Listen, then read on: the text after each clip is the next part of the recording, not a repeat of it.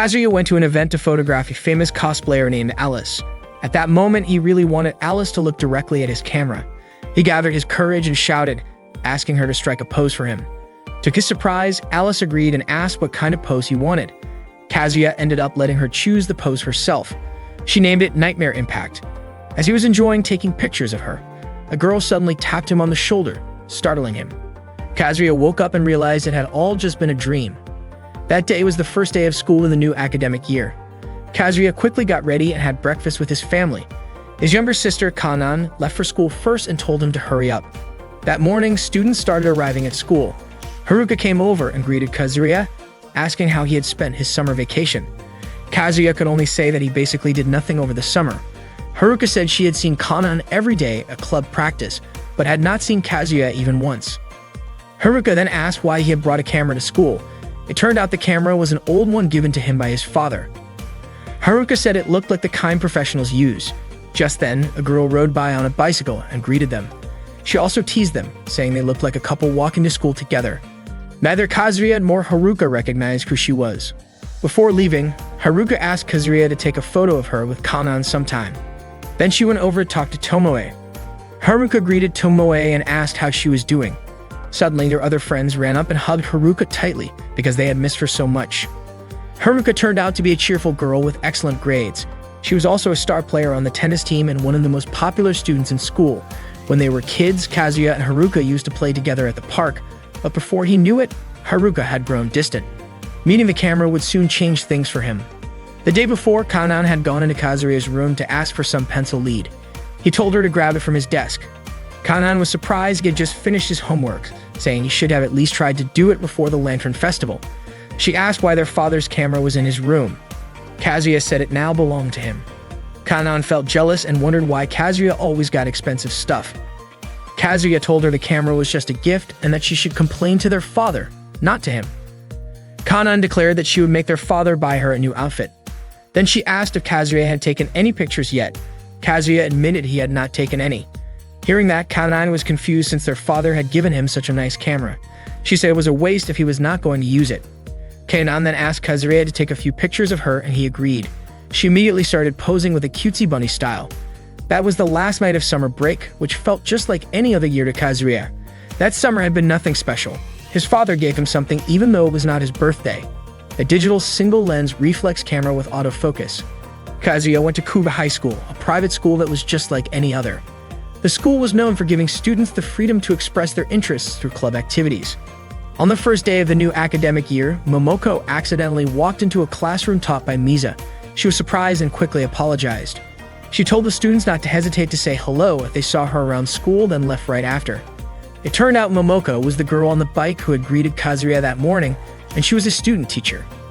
It had been 40 days since Kazuya last went to school. Nothing had really changed and time moved on just like it always had. During break time, Kazuya was running and accidentally bumped into a few girls. If there was anything different about him, it was that he now saw everyone as potential photo subjects. Then he saw a girl dancing and quickly snapped a photo of her.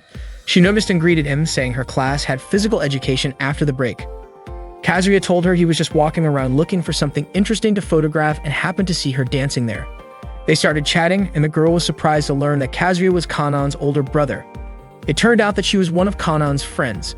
She introduced herself as Mei from Class 1B. Mei had no idea that Kanan had an older brother, and Kazuya also did not know that Kanan had a friend who was into athletics. Their conversation flowed naturally, and they were so caught up in it that they did not realize Hiramachi had been watching them. While class was still in session, Ms. Mizu was teaching in Kazuya's class. Kazuya looked completely uninterested in the lesson. Not long after, the bell rang, signaling the end of class. That day, Kazuya felt like a different person compared to how he had been during summer break.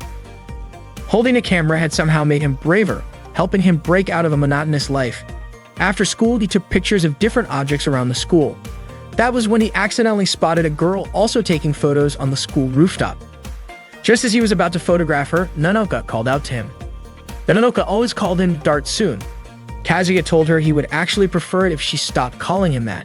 Nanoka asked why, saying that he was Dartsoon because he played darts. She asked if he disliked the nickname and joked about calling him Billy for billiards instead. She even brought up how he gave up on playing the electric guitar after just 3 weeks. Kazuya told her not to bring up his past failures. To Nanoka, Darts was the thing Kazuya had stuck with the longest, so darts soon still felt like the best fit. Then, noticing the camera in his hands, Minoka asked if that was his new hobby.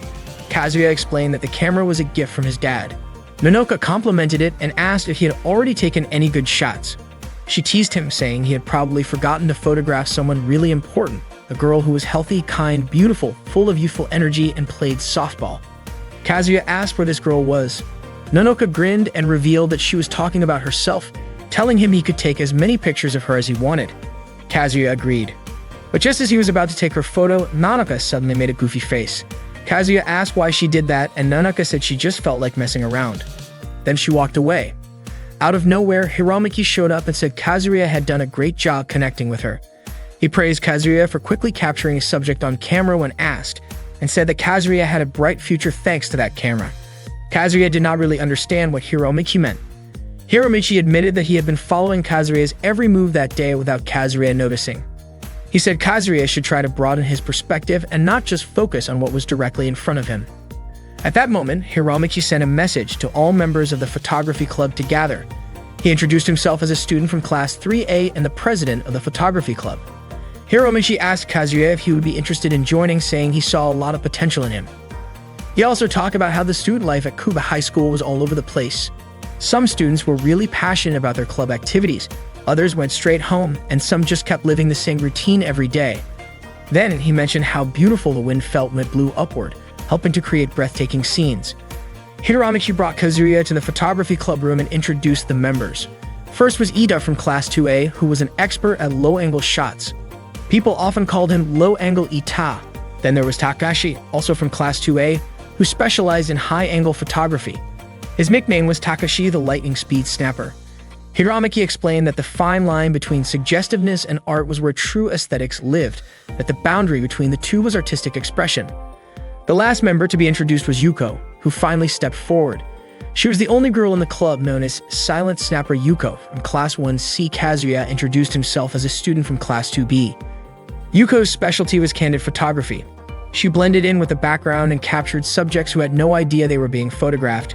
Kazuya referred to it as sneaky photography, but Ita disagreed, saying they did not use hidden cameras or wrap them in bags.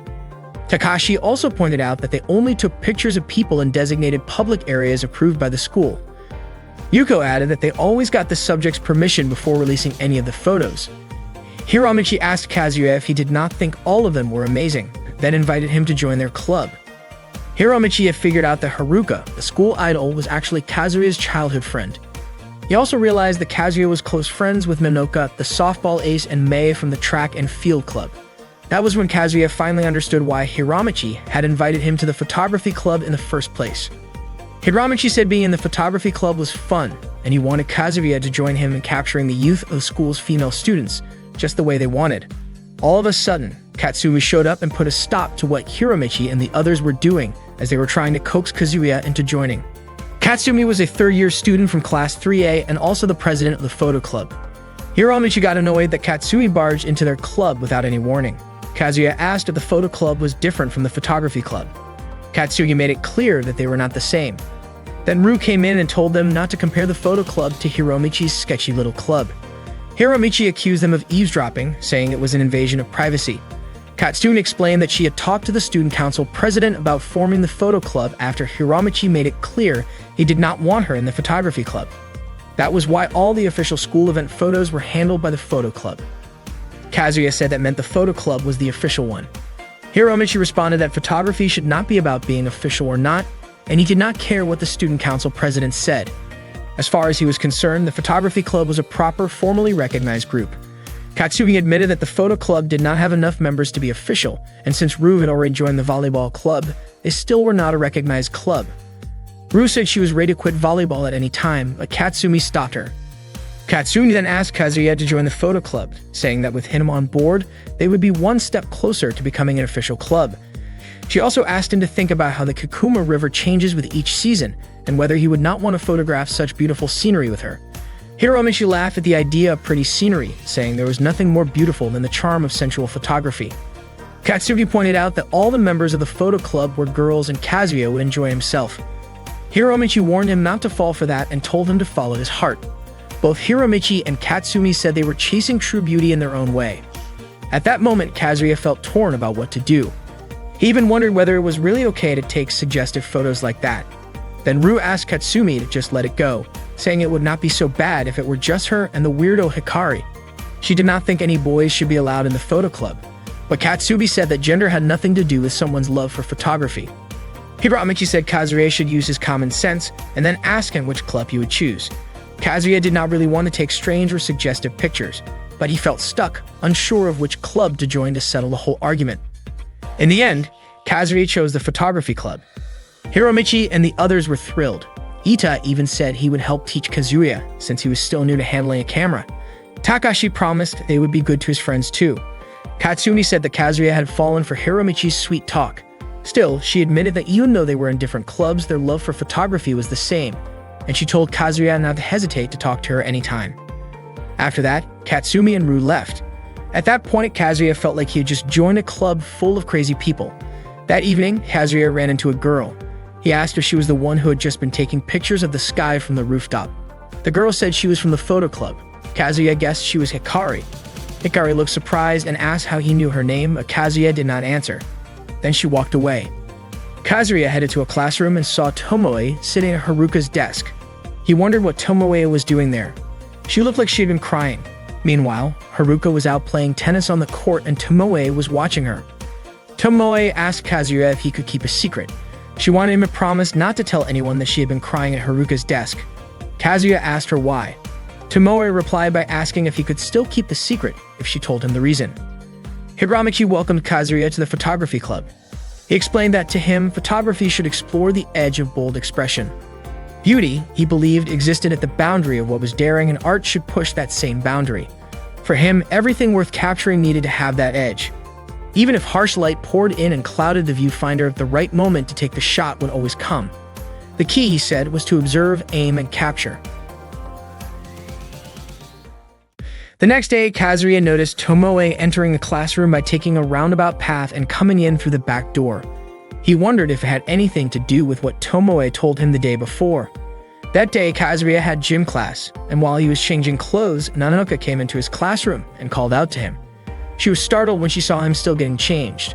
Nanoka said she wanted to borrow Kazuya's English textbook because she could not find Haruka anywhere. Kazuya asked if he was just the backup option because Haruka was not around. Nanoka explained that it was only because Haruka's handwriting was neater and easier to understand. Kazuya told his teammates to head down to the field first. Nanoka then pointed out that Kazuya's books looked brand new, just like fresh copies, since he never wrote any notes in them. Kazuya told her to grab the book herself from his locker. Nanoka went to his locker and was surprised by the number of notebooks inside. She was sure that Kazuya kept all his books in there. Kazuya asked her to hurry up and take whatever she needed. After that, Kazuya rushed off and while running down the stairs, almost collided with a girl coming from the opposite direction. Kazuya quickly asked if she was alright. The girl looked confused, wondering what he had been doing to end up nearly crashing into someone like that. Kazuya apologized, saying he was just in a hurry. The girl turned out to be the same one he had almost bumped into the day before. She asked who he was. Kazuya introduced himself and said he was a student from Class 2B. He had already recognized her. She was Aki, the student council president. Aki reminded him that if he had followed the school rules and kept to the right side of the hallway, he would not have run into anyone. Kazuya asked if that was really a rule. Aki seemed shocked that he did not know and pulled out the student handbook, pointing out the specific rules. No running in the hallways or on the stairs, always walk on the right, head to the next class as soon as the bell rings, sit down and wait for class to begin. She made sure he understood the importance of reading the student guidebook. Kazuya said he got it, then asked if Aki had really memorized all the school rules. According to Aki, any student council president would know them by heart. She reminded him again to stay on the right, then left. Right after that, Kazuya saw Haruka looking exhausted while carrying softball equipment. He offered to help, but she turned him down, saying she could handle it herself. While they were talking, Kazuya's stomach growled loudly. He had skipped breakfast that morning. Haruka told him that Kanan had mentioned he joined the photography club. She asked if that was his first time joining a club, since she knew he never joined any clubs in grade school or middle school. Kazuya said the photography club president was pretty pushy, and he could not say no. Haruka asked what kind of activities the club did.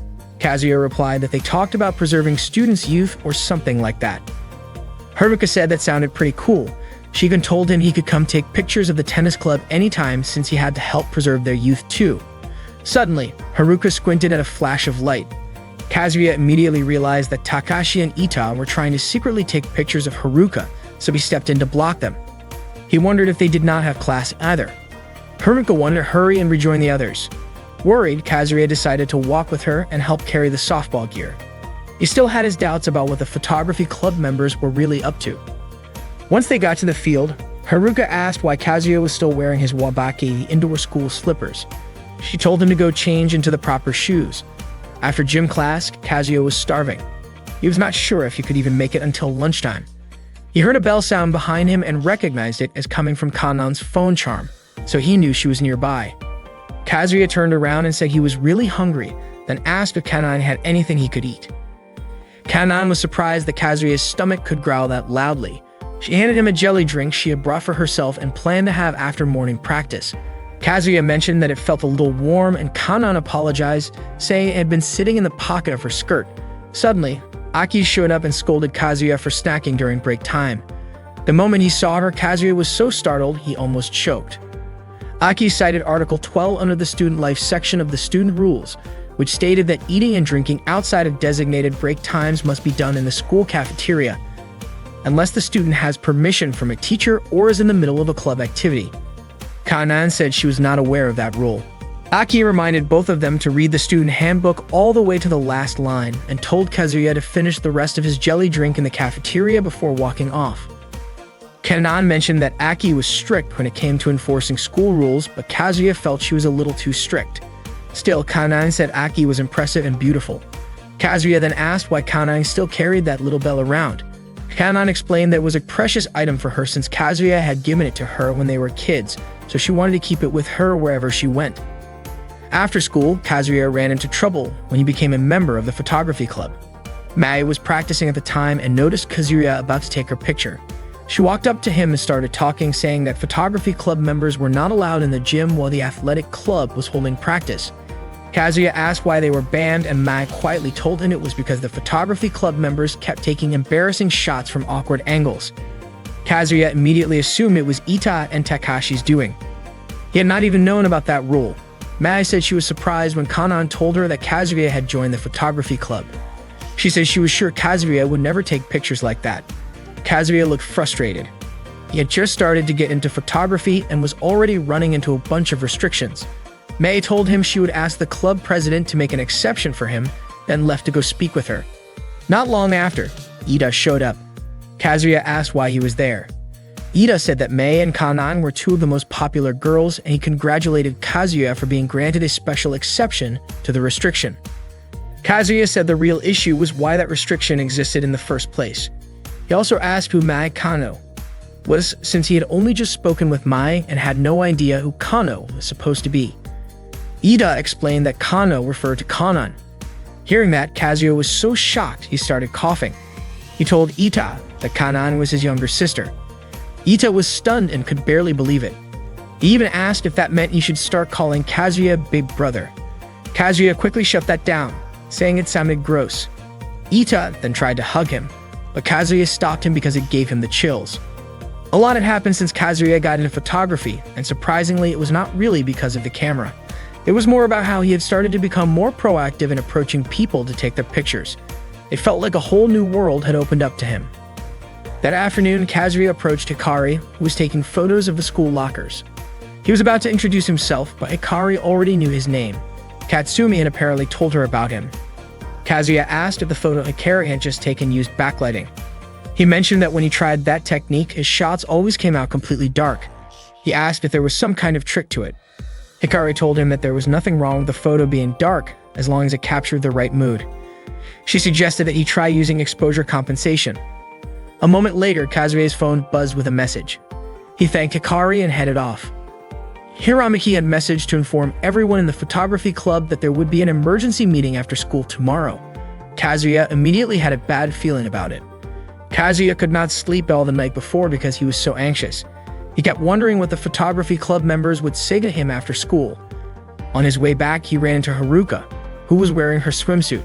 She said she wanted to head back to the classroom to grab her headband. Haruka told him she was willing to be his model in her swimsuit. It might be a little embarrassing for her, but she was ready to give it her best because she wanted to support him. When Kazuya asked why she would go that far, Haruka explained that she just wanted to spend more time with him like they used to. Then she asked if he was uncomfortable with it. Kazuya said he was not. Haruka asked him to take her picture because she wanted him to see her, and so their secret photo shoot began. Haruka posed near the pool. Her poses looked quite silly, and she admitted it was embarrassing. After getting a few shots, Kazuya told her they should head back. Haruka asked if he would keep the photos to himself, and Kazuya agreed. She told him she only did it for him, then quietly left. What they did, however, did not go unnoticed. Yuko had seen the whole thing. That day in class, Tomoe was reading a book out loud. Out of nowhere, Kazuya remembered his conversation with her the day before. Back then, Tomoe had asked if he could keep a secret if she gave him a reason. Kazuya said he could. She had admitted she wanted to be like Haruka, beautiful, kind, great at tennis, smart, and someone everyone liked. Tomoe believed that if she sat in Haruka's seat and saw the world from her point of view, maybe she could change. But it did not work at all. She became so jealous that she ended up crying, especially since Haruka was always kind to her. She asked if that made her a terrible person. Kazuya understood how she felt. At that moment, since he was spacing out, their teacher, Ms. Miza, smacked him on the head with a book to remind him it was his turn to read. Everyone in the class burst out laughing. After school, the photography club gathered in their club room. Hiromichi was leading the meeting, and each member had to report their assigned role. Ida said he focused on capturing natural expressions. Takashi said he liked to shoot from creative angles to bring out interesting compositions. Yuko's role was to take rapid shots that captured spontaneous moments. When it was Kazuya's turn, he stayed silent. Hiromichi asked if he had forgotten his role. He reminded everyone that their current project was already clear. It was time for the Miss Photogenic contest. Apparently, the members had been looking forward to it. Hiromichi asked Yuko to check if any photography club members were not in their place. She said everyone was present. Then, Hiromichi was ready to announce this year's Miss Photogenic. EGOT explained that Miss Photogenic was a club tradition where they decided who looked the most stunning in photos and showcased their best shots during the school festival each year. Hearing that, Kazuya was surprised and started to feel conflicted. Hiromichi announced that this year's Miss Photogenic was Haruka. According to him, she ranked high in every contest category, and her total score put her at the very top. She was the true champion. He asked if anyone disagreed. Ita, Takashi, and Yuko all supported the decision and said she was the perfect choice. Kazuya had not expected this at all. It turned out the photography club had been planning this from the start. The next morning during class, Ms. Miza asked the students to throw out the overflowing trash. She wanted to know who was supposed to take care of it.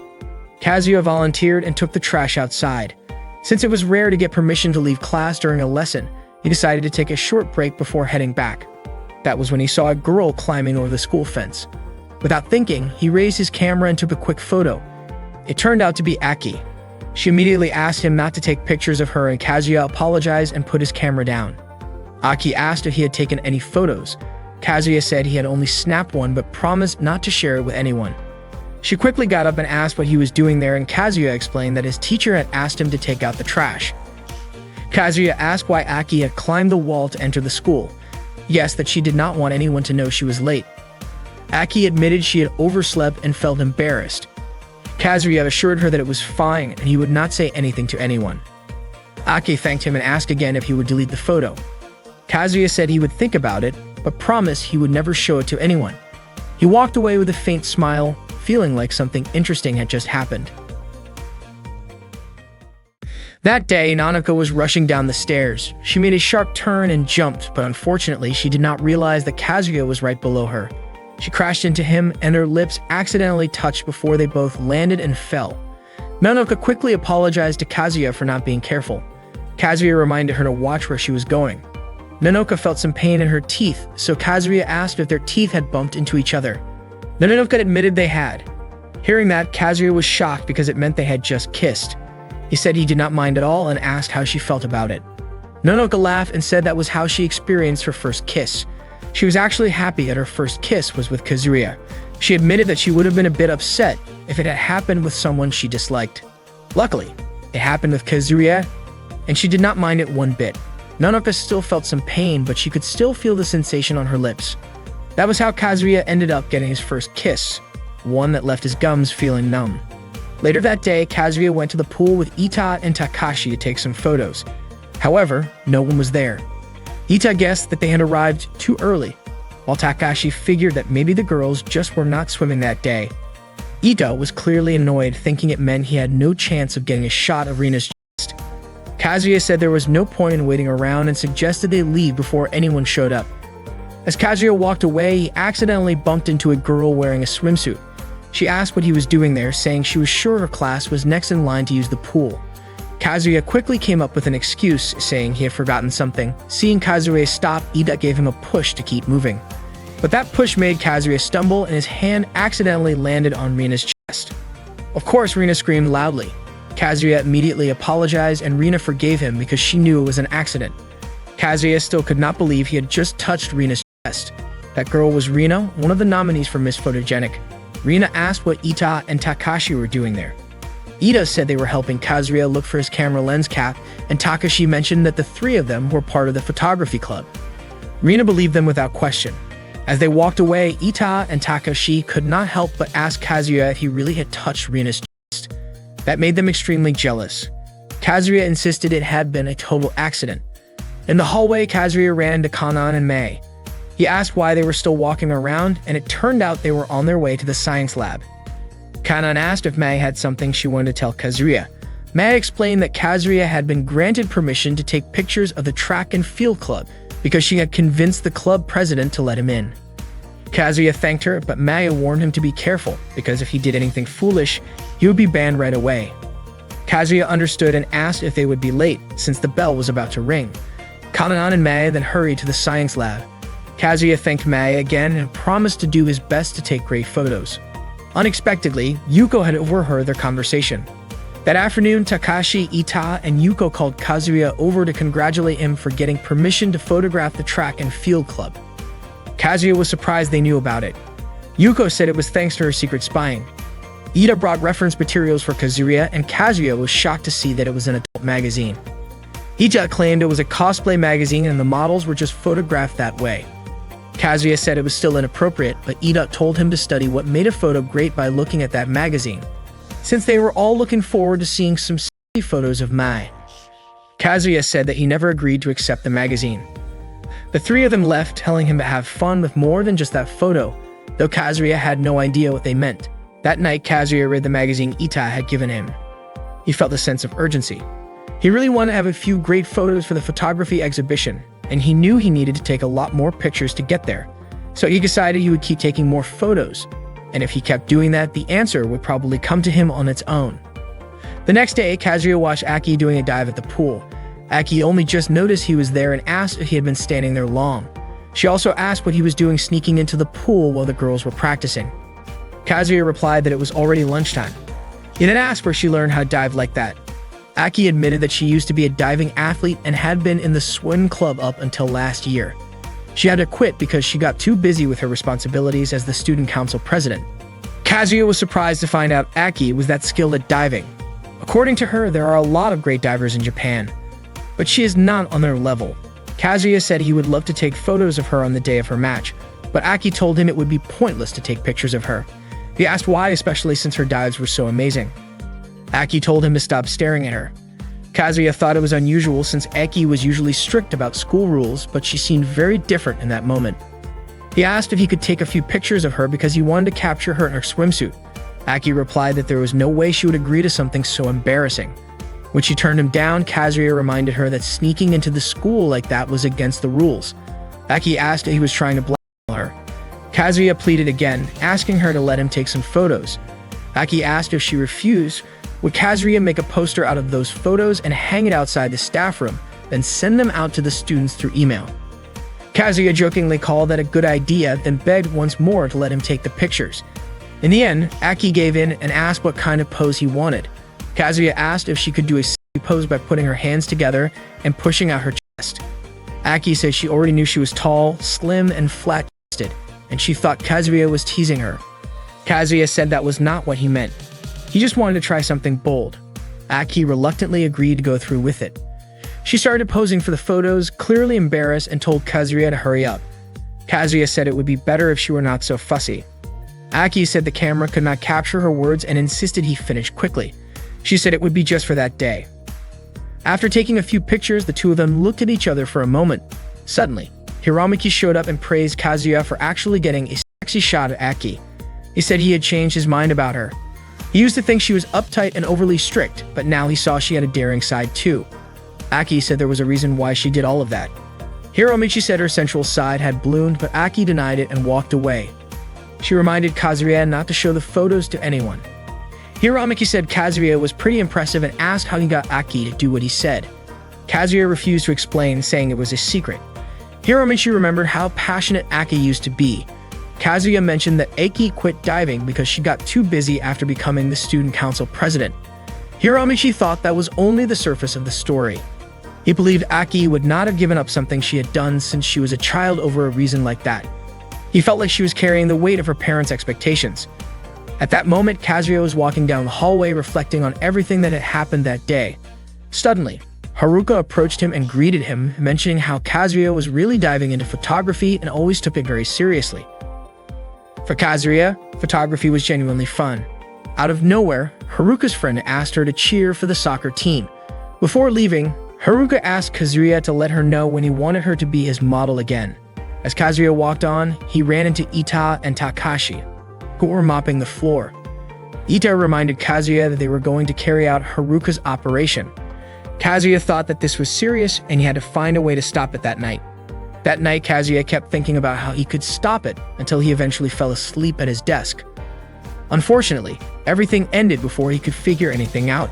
But one thing was certain, Kazuya would stop Haruka's operation. The next day on his way to school, Kazuya saw Hikari standing by the riverbank, taking photos of the water's surface. Hikari told him not to mind her because it was only then that the water sparkled under the morning sunlight. Kazuya walked away, telling her to show him her photos sometime. He thought Hikari was a bit strange, but he understood how easy it was to get lost in the moment when looking through a camera's viewfinder. As Kazuya passed the cooking club room, he heard Rina asking for help with taking a steaming pot off the shelf, which had a box on top of it. Kazuya held the pot while Rina grabbed the box from it. When Rina reached for the box, her chest accidentally ended up right in front of Kazuya's face, making him nervous. Afterward, Rina thanked him. Kazuya introduced himself, saying he was from Class 2B, and mentioned that Rina was the girl whose chest he accidentally touched before.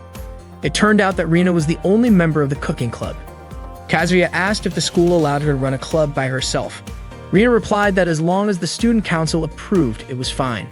She mentioned that it wasn't just a club but a hobby, and the student council president really supported her, even saying it was amazing how the students' recipes could be passed down to the next generation. Rina then offered Kazuya a taste of her orange marmalade sponge cake and fed him a bite. Kazuya remarked that it tasted really good. Rina explained that her orange marmalade was made from 100% natural ingredients, so it was both delicious and rich. Later, while mopping the classroom, Kazuya received a message to carry out Haruka's operation immediately and to bring Haruka to the club room. Kazuya felt that he had to protect Haruka, even if it meant putting his own life at risk. He asked Haruka for help with carrying the trash and apologized for taking up her time. Haruka was actually happy, as it had been a long time since Kazuya had asked her to do something with him. When they reached the photography club room, Kazuya asked Haruka to stop there because he needed to quickly go into the club room for a bit. He also asked her to step back. Haruka remarked that the corridor was very clean and that the floor was shining. Kazuya realized that the floor was so slippery it could make someone slip. He immediately told Haruka to head back to class, but just as he did, he slipped and fell. Ita and Takashi were ready to take a picture. Kazuya slid right toward Haruka's skirt. After the incident, Hiromichi called an emergency meeting because things weren't going as planned for Haruka's operation. Ita claimed that Kazuya had ruined everything. Hiromichi changed their mission, instructing the three of them to monitor the target, while Yuko would secretly use her photography skills. After the meeting was dismissed, Hiromichi expressed his anticipation for the results of their work. Kazuya felt that things had become even worse because he didn't know when Yuko and the others would go after Haruka, and it was far worse than just trying to lure Haruka out. Kazuya realized he had no other choice but to be the one to protect Haruka's privacy. The next day, Mei asked Kazuya to take some photos for her, aiming to capture images that were sharp and seemed frozen in time by adjusting the aperture and increasing the shutter speed. Mei asked if the pose she was striking looked good, and Kazuya responded, hoping that Mei would find some useful shots among the ones he had taken. He would give the photos to Kanan, who would then send them to Mai. Maya thanked Kazuya for taking the time to take her pictures, and Kazuya was happy to help. Maya mentioned that she had been practicing athletics since graduating from middle school, so she wasn't very familiar with all the movements in this particular field. She explained that athletics was like a competition of beautiful acrobatics, and until now she had focused solely on the technical aspects. She wasn't yet skilled at performing movements that looked graceful, which was why she needed to keep practicing. Kazuya suggested that he should leave so as not to disrupt her training, but Maya insisted that he hadn't been a disturbance at all and thanked him again. Before Kazuya left, Maya asked him to watch her practice once more. That day, Kanan, wearing a swimsuit, screamed as she rushed toward Kazuya. She immediately jumped into his arms, frightened by a bee. Kazuya tried to calm her down, asking where the bees were. Kanan only then realized that the bees were gone, and she called the bees the real problem. Kazuya, however, pointed out that Kanan herself was the one causing trouble. Kanan apologized, and Kazuya told her to change clothes quickly so she wouldn't be late for class, which Kanan immediately followed. The weather that day was extremely hot, and Kazuya could still smell the chlorine from Kanan's swimsuit, which seemed to wash over his face like a breeze. During lunch break, Kazuya's friends invited him to eat with them, but he decided to follow Tomoe, who was walking alone. Unfortunately, he lost track of her. By chance, he found her near the emergency stairs. Kazuya asked if Tomoe often came to that place and what books she was reading. At first, Tomoe hesitated to answer, but then revealed she was reading a poetry book. Kazuya asked why she didn't just read it in class, and Tomoe explained that she would become the center of attention, and there was nothing interesting about being in the spotlight. That's why she preferred reading in that quiet spot, as she was usually alone there. Before Kazuya left, Tomoe reminded him of the promise they made earlier. Kazuya couldn't stop thinking about what Tomoe meant when she said there was nothing interesting about being the center of attention. That night, Kanan was watching her favorite TV show, mimicking the lines from the program. Hearing this, Kazuya commented that Kanan was daydreaming again. Kazuya then thought that he should return Ida's adult magazine. The next day, he brought the magazine to school, but he was worried about the possibility of a bag check, so he hid the magazine in his locker. That morning, Nanoka and Kanan were playing softball with a paper ball and a broom in the classroom hallway. Suddenly, Aki appeared to scold them. She said playing like that in the hallway could be dangerous, but Nanoka pointed out that the ball was just a paper ball, which posed no harm. Aki, however, wasn't just concerned about that. She explained that they might accidentally hit someone passing by with a broom. When Kazuya arrived, Nanoka and Kanan immediately hid behind him. Kazuya asked if Aki was angry, and Aki told him to stay away from them. Nanoka and Kanan immediately apologized and promised not to do it again.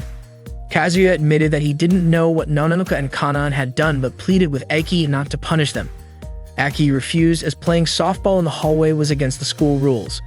Kazuya then whispered to Aki, mentioning the legal violation. Aki wondered if Kazuya was threatening her again, but she believed that his threats didn't matter anymore because enforcing the rules was her responsibility. So until the end, she had to do her job perfectly. Kazuya then asked what about the legal violation. Reluctantly, Aki let Nanoka and Kanan off the hook, saying they probably regretted their actions. Kanan thanked Kazuya for his help, and Nanoka was amazed by Kazuya's actions, calling him a hero.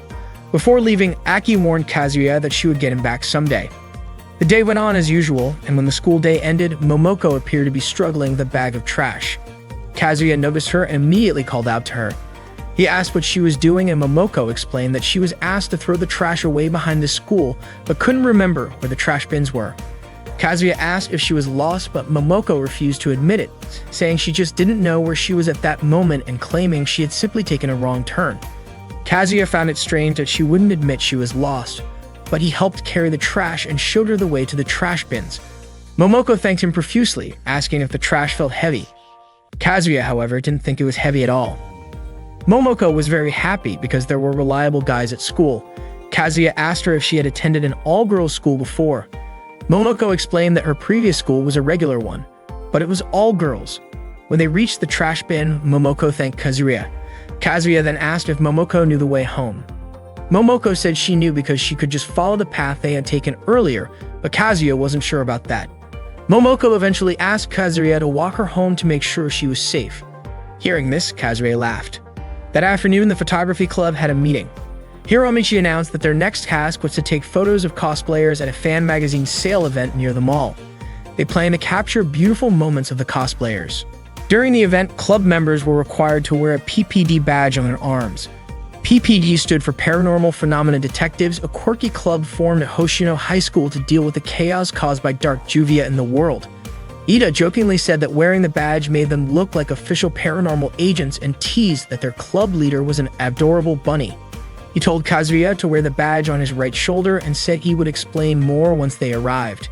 Then Ida leaned in and quietly reminded Kazuya to return a magazine he had borrowed. Kazuya confirmed he would and went to his locker to get it, but it was stuck inside. Suddenly, Haruka appeared and greeted him. Kazuya was surprised to see her. Haruka noticed he was having trouble with his locker and asked about it, but Kazuya brushed it off. As Haruka put on her shoes, Kazuya suddenly became alert. Worried that one of the photography club members might be nearby, he invited Haruka to walk home with him, hoping to keep her from being photographed without her consent. Haruka happily agreed and took his hand, excited to walk together. Nearby, Yuko was indeed hiding and watching. She wondered if Kazuya had noticed her and was trying to stop her from taking photos. As they walked home, Kazuya found it hard to come up with a good topic. After considering several awkward ideas, he just asked Haruka whether she liked coffee or tea. Haruka answered tea, saying coffee made her too jittery to sleep. She laughed and said it sounded like something a kid would say. Kazuya apologized for the weird question, but Haruka said she liked it. It reminded her of when they were younger and used to walk home together after picking up Kanan from school. Haruka mentioned that Kanan had scored higher than her on a recent test and believed she would keep getting better. Kazuya was skeptical but admitted Haruka had always been great at sports and pretty amazing overall. Haruka said she was glad Kazuya had taken up photography since he seemed more energetic now, just like when he used to love playing soccer. Kazuya said he was still figuring it out. He explained that photography gave him a way to capture the moments and expressions that made his heart race. It felt exciting when he got a great shot and frustrating when he missed one. But that was what made him want to improve. The next day, Kanan told Kazuya that her lower back was hurting and asked him to check if it looked bruised. As she started to lift her skirt, Kazuya quickly told her to stop, not wanting her to accidentally reveal too much. Kanan then asked if he could take a picture so she could see it herself. Kazuya took a photo at a safe angle and showed it to her. There was nothing out of the ordinary. As Kanan flipped through some of the other photos on his camera, she suddenly came across a picture of Aki in a swimsuit. Kazuya quickly took the camera back, saying those were private. Kanan asked if he was dating someone and teased him, saying it felt like he was hiding something. Kazuya insisted she was misunderstanding, but Kanan pouted and called him a cheater anyway. After recovering his camera, Kazuya headed back to class. He was relieved he had not lent the camera to Hiromichi yet and thought he should transfer some of the more personal photos to his computer soon. While walking, he saw Haruka in the hallway and called out to her. At the same time, Ida was preparing to take a picture of Haruka, but Kazuya's timing disrupted it. He had done it on purpose, trying to protect Haruka from being photographed without her permission. During lunch break, Kazuya sat with his friends, who were surprised that he was still tinkering with his camera. One of them asked if he was really serious about photography. Kazuya said he wanted to do it right before showing anything off. After lunch, he went to the library to meet Aki and asked her for help with his homework. Aki was shocked and loudly asked why she should do that.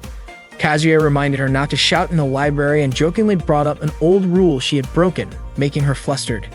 Kazuya jokingly reminded Aki that she had promised to help him, and after a bit of back and forth, she reluctantly agreed to do his homework. Frustrated, Aki quickly got it done.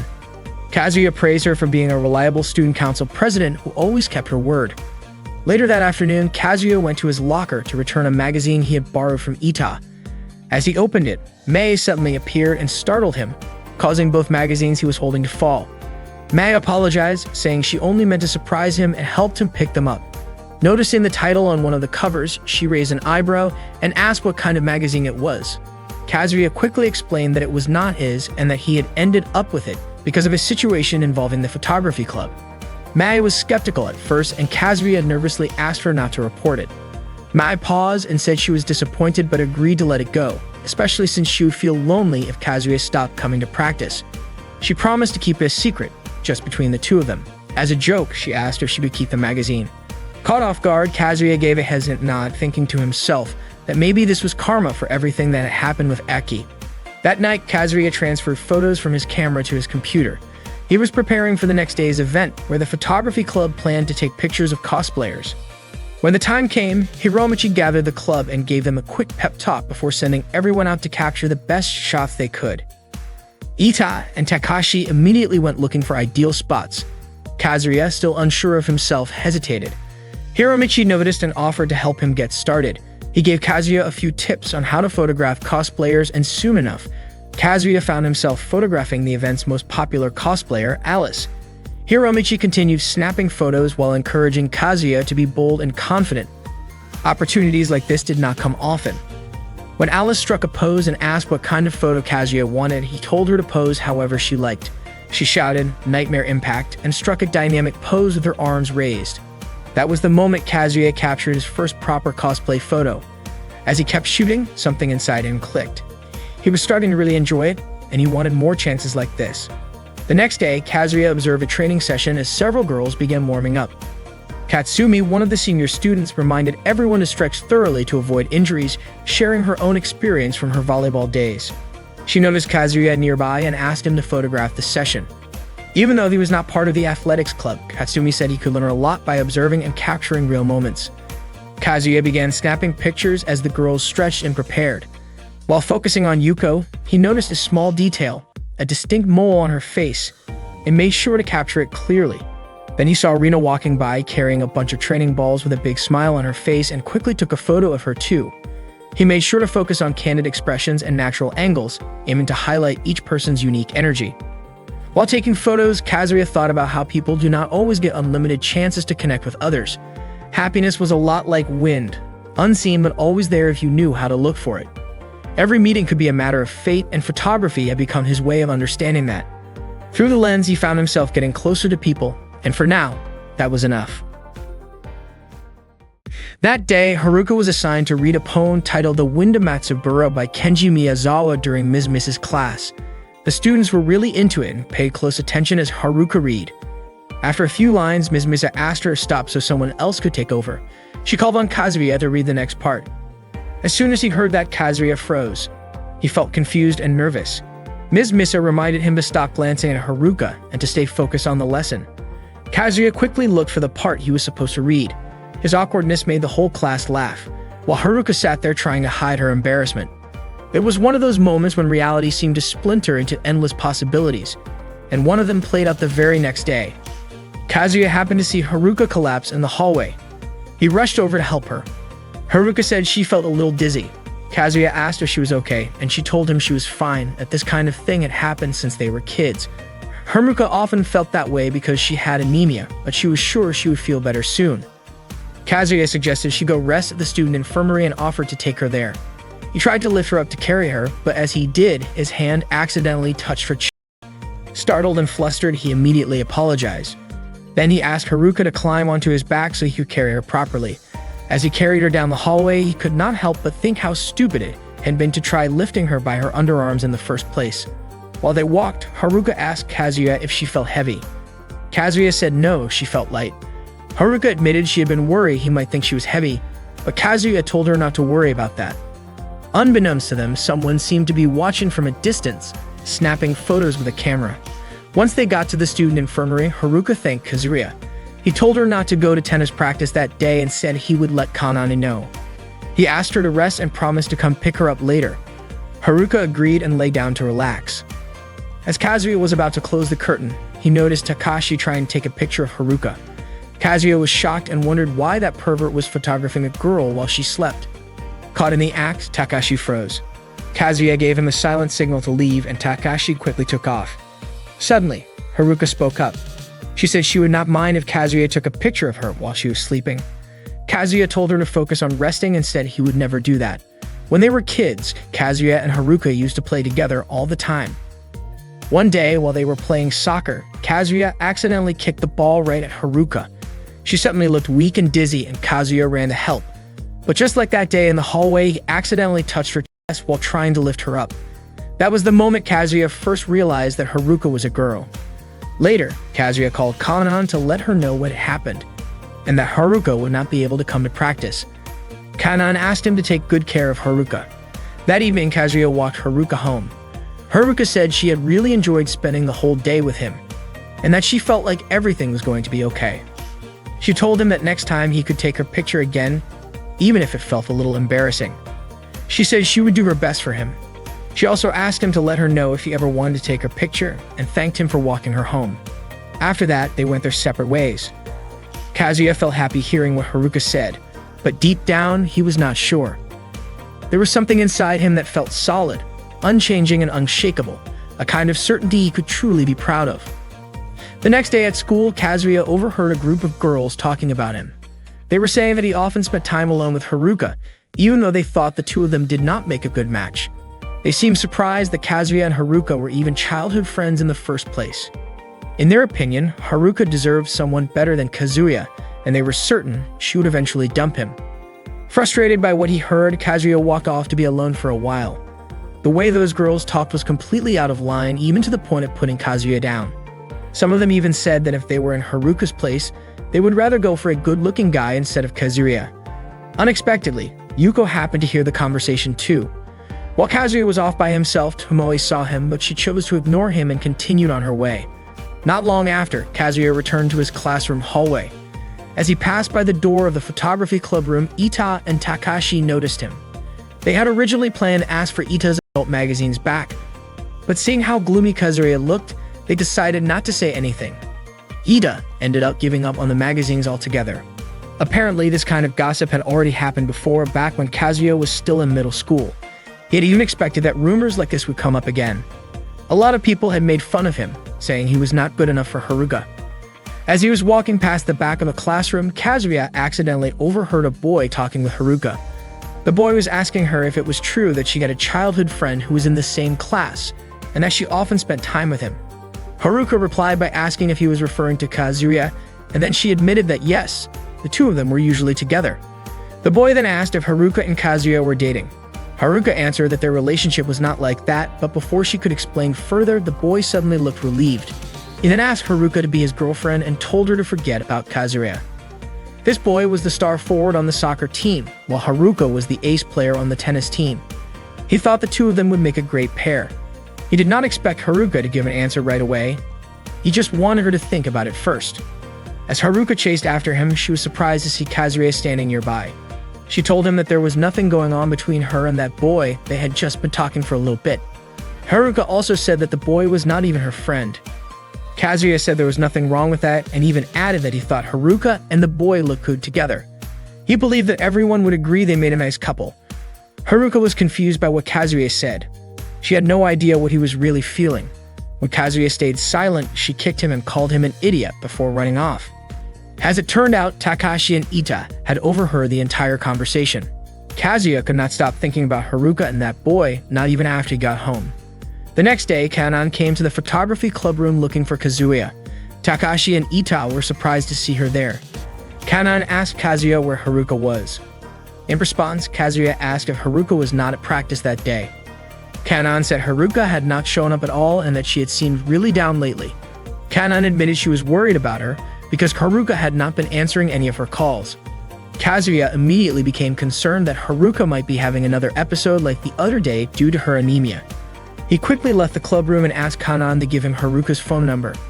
Meanwhile, Haruka was sitting alone on a park bench, intentionally ignoring the calls coming in on her phone. Kazuya kept calling her again and again, but she did not pick up.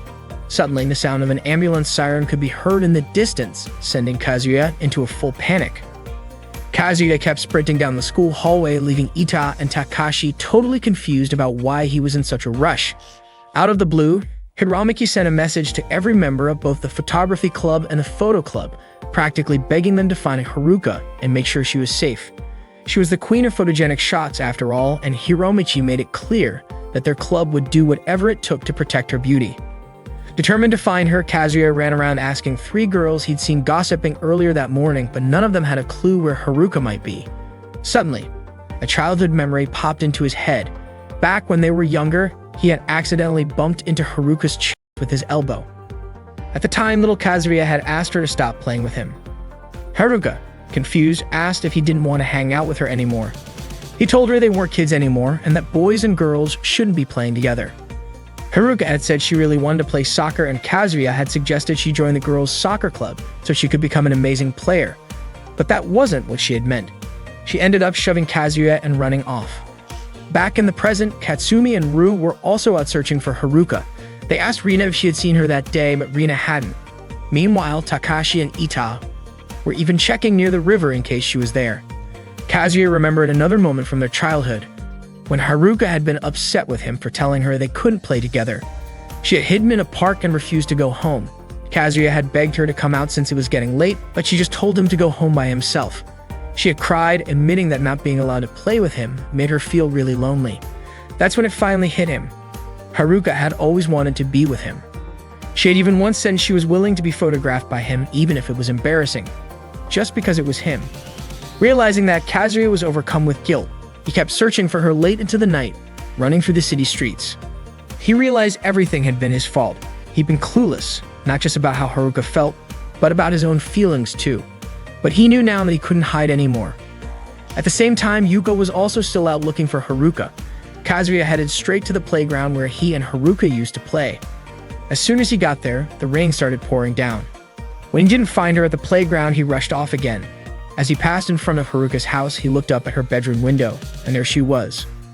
He was overwhelmed with relief, just knowing she was okay. Haruka quickly closed her curtain, unaware that Kazuya was down below. Just then, Kazuya shouted, his voice blending with the sound of thunder. Concerned, Haruka opened her curtain again, but by the time she looked, Kazuya was already gone. The next day, Ms. Mizu was teaching Kazuya's class. She read out a poem while the whole class listened closely, but Kazuya kept glancing over at Haruka. After class, he went to a meeting with the photography club members, while the photo club members were listening in from the next room. Suddenly, Yuko whispered something to Katsumi. Later, while Haruka was near the shoe lockers, Katsumi asked to speak with her. The two of them walked to the back of the school. Katsumi wanted to know what was going on with Haruka and why she hadn't been joining the practice sessions anymore, not even for warm-ups. Haruka apologized, and Katsumi told her that she wasn't the only one struggling to express how she felt. Haruka was confused and asked what Katsumi meant by that. Katsumi explained that maybe Haruka hadn't realized it, but out there were people working hard, giving everything they had just to be in her place. There was someone who had gone out of their way to protect her from unfair criticism. On her way home, Haruka was met by Nanoka, who had been waiting for her. Nanoka greeted her warmly and said she'd heard Haruka hadn't been showing up for practice lately. She mentioned that everyone was worried about her. Nanoka suspected that it probably had something to do with Kazuya and told Haruka that she should try trusting him. After all, Haruka knew him better than anyone. That evening, Haruka got a message from Kanan. She let Haruka know that Kazuya hadn't gone home yet, and asked her to let Kanan know if he called. She also apologized in case Kazuya had been a bother.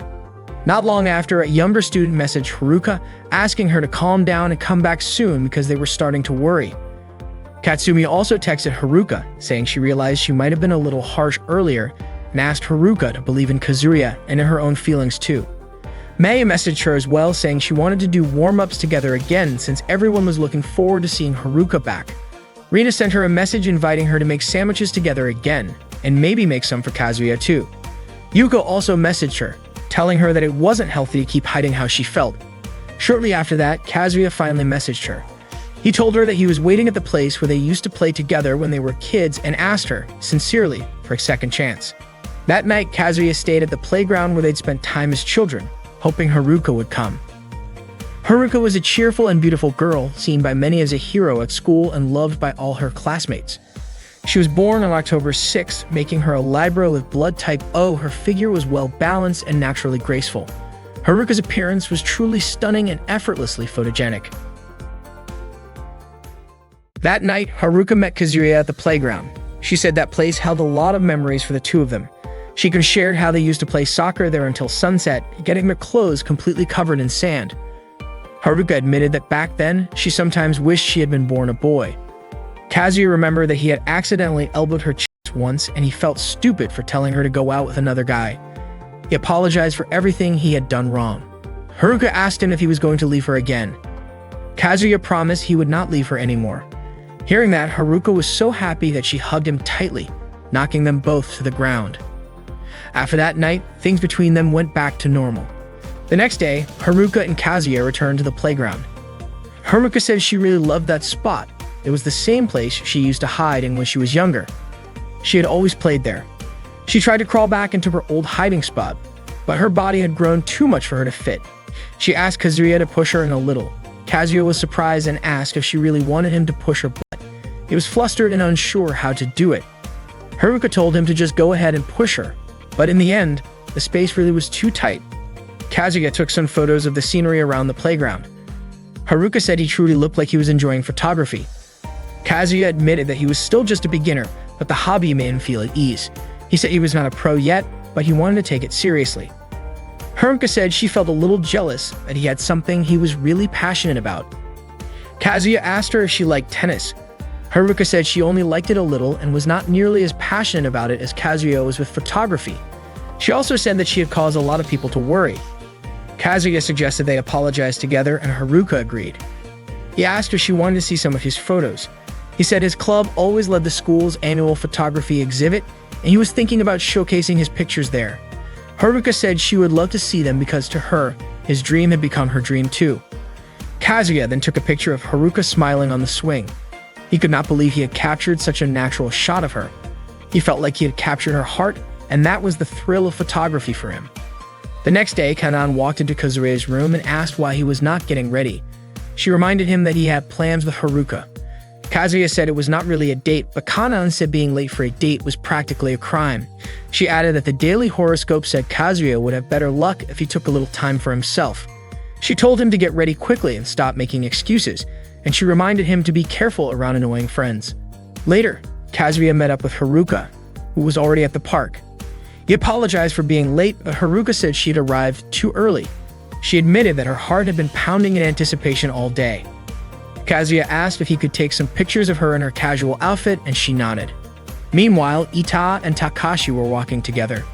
They looked like they were planning to take photos as well. They spotted Kazuya taking pictures of Haruka at the playground. Takashi told Ita that everything seemed to be going well. Suddenly, Ita shouted, asking everyone to join him in taking pictures of Haruka. He said he wasn't about to let Kazuya enjoy the photography club's jewel all by himself. Takashi pointed out how rare it was to see Haruka in casual clothes. As Takashi and Ida ran toward them, Kazuya stepped in to shield Haruka, and that's when it hit him they were the annoying friends Kanan's fortune had warned him about. Kazuya told them to go find another girl to photograph. He even suggested they go take photos of Yuko instead. They asked how that was supposed to work when Yuko wasn't even there. But then, out of nowhere, Yuko appeared in front of them. Ida asked if he and Takashi were in the way of her sneaky photography, then commented that Yuko didn't really look that interesting in her casual outfit. Kazuya and Haruka quickly left the playground. It turned out they had gone to the beach. At the beach, Haruka wore a swimsuit and blushed as Kazuya kept looking at her. He was so overwhelmed by the view and the moment that he ended up yelling out loud to let his emotions out. Kazuya confessed how happy he was to be at the beach with Haruka. She said she felt the same. They played together along the shore, and after a while, Kazuya asked Haruka if she could pose for a few shots. She agreed and did a few poses for him. After the mini photo session, Haruka invited Kazuya to play beach ball with the loser buying ice cream. Then Kazuya suddenly remembered how Haruka used to faint a lot as a kid because of her anemia. The thought distracted him, and he didn't notice Haruka dribbling the ball past him. She didn't understand why he had gone silent. Kazuya told her to stop playing because he wasn't good at ball games. Haruka quickly grabbed his arm and asked if he was still worried about what happened back then. Kazuya said it wasn't just that, he couldn't move. They weren't kids anymore, and he felt like he couldn't just touch her freely like before. Out of the blue, Haruka rested her head on Kazuya's shoulder and told him he could touch her like that and that she could touch him too. She asked why he treated her like she was too precious. Then, all of a sudden, Haruka told Kazuya to touch her chest. Kazuya was confused and didn't know what she meant. Haruka explained that even if he touched her there, she wouldn't be mad. In fact, she said she wanted him to do it because she wanted him to know her feelings hadn't changed one bit. She begged him to touch her. Kazuya started to touch her chest and asked if he was pressing too hard, but Haruka told him it was okay. The next day, autumn arrived. Leaves began to fall, and at school, Haruka and Kazuya seemed even closer. They had lunch together behind the school building. That night, Haruka called Kazuya and apologized for calling so late. She said she couldn't sleep because she kept thinking about him. Every time she closed her eyes, she saw his handsome face and his voice kept echoing in her ears. She thought maybe she could sleep if she heard his voice. Kazuya told her she could call him whenever she wanted. Haruka thanked him warmly after hearing that. That day was the school festival at Couch High. Kazuya thought this guy had never changed since the beginning of the semester, and even though his feelings had stayed the same, these days would eventually disappear. His fate had truly changed the moment he discovered photography. Ever since he got into it, he had become more active than ever before. Kazuya felt genuinely happy that photography had changed his life, and he planned to pour all his emotions into that one special day. Every photo displayed at the school festival had been taken with all his heart and soul. That day, Kazuya brought Haruka to meet the members of the photography club. Hiromichi announced that the club was about to reveal the winner of that year's photogenic contest, and he revealed that Haruka had been chosen as the photogenic princess of the year. Hiromichi called for the curtain to be pulled back. Yuka opened a large curtain, revealing a massive photo behind it that showcased Haruka's natural beauty. Haruka remembered that the photo was taken when she was at the playground. Kazuya said it was a beautiful picture and shared that he titled it Hope. Haruka thought the title was lovely and Kazuya thanked her. Haruka admitted she felt a little embarrassed that her photo had been printed so large. Then Hiromichi asked everyone to open up all the photos that would be displayed at the exhibition.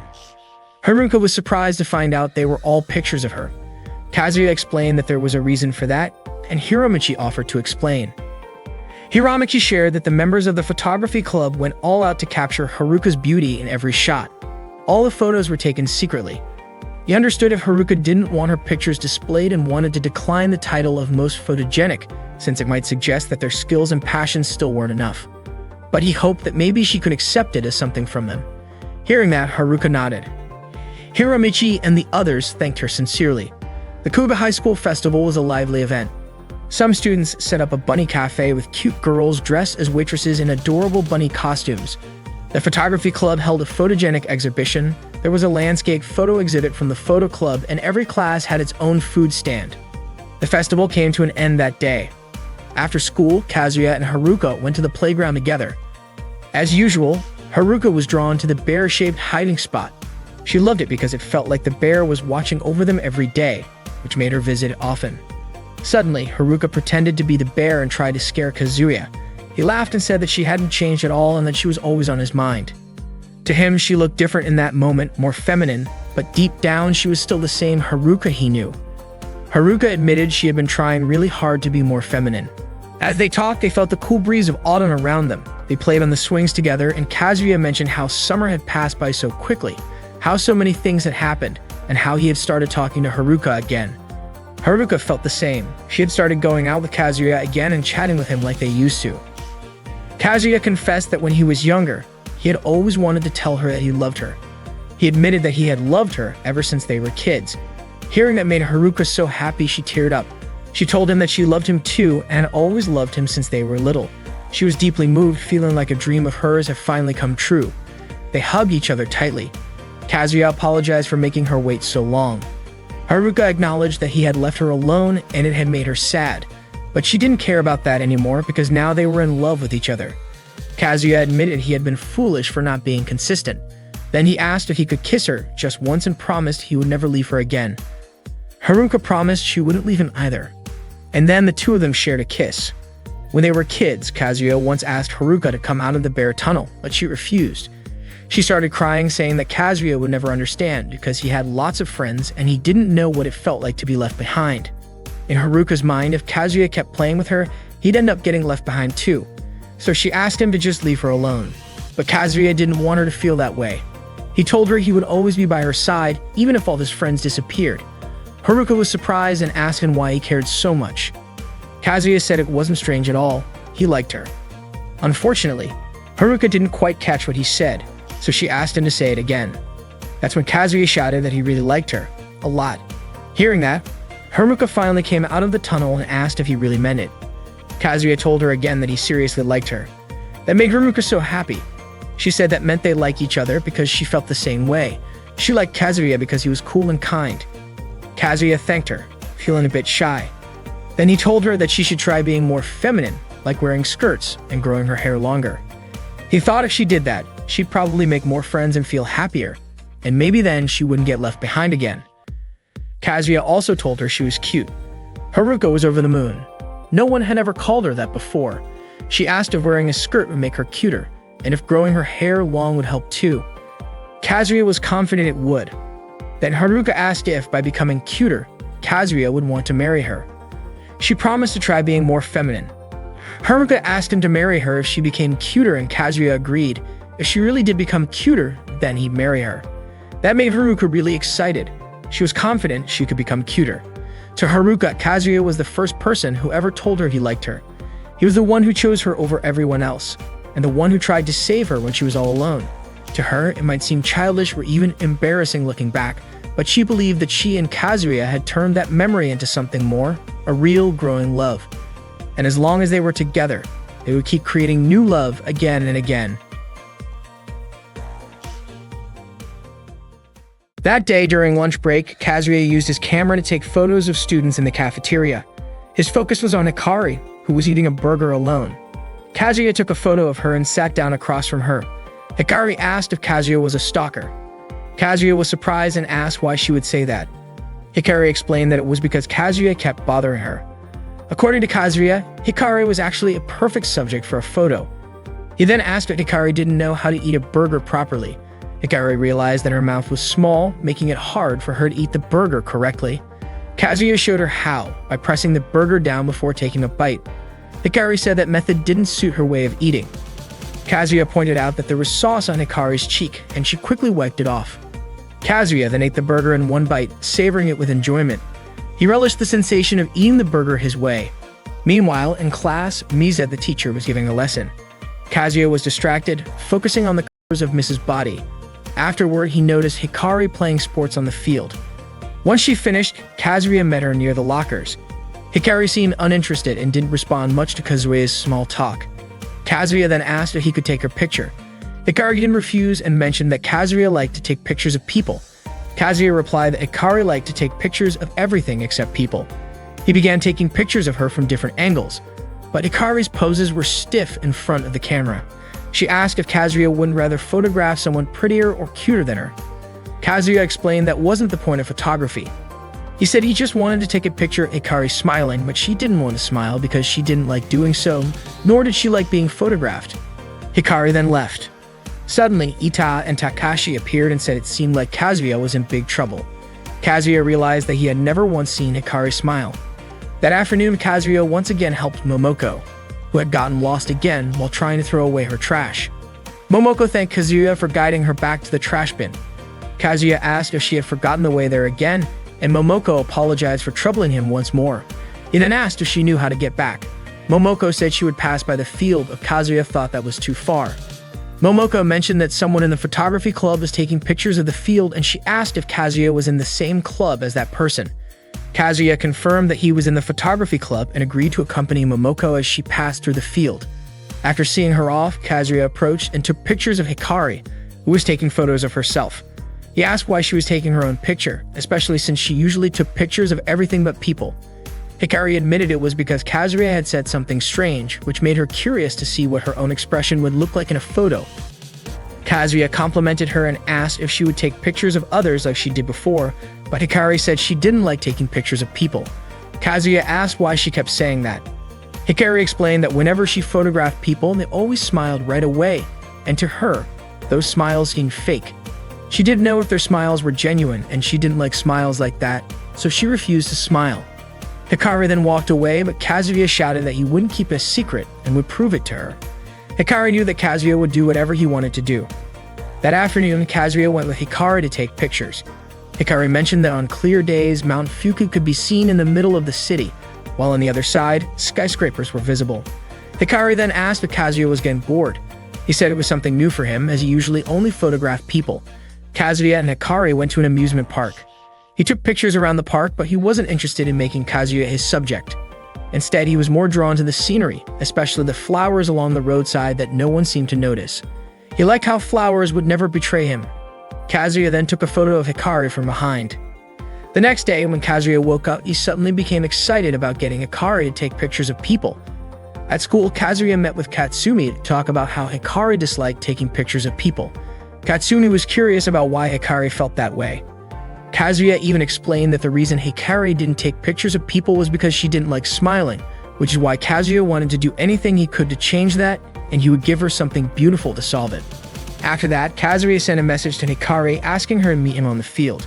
It turned out that Kazuya had intentionally worn a flower costume from the drama club and showed it to Hikari.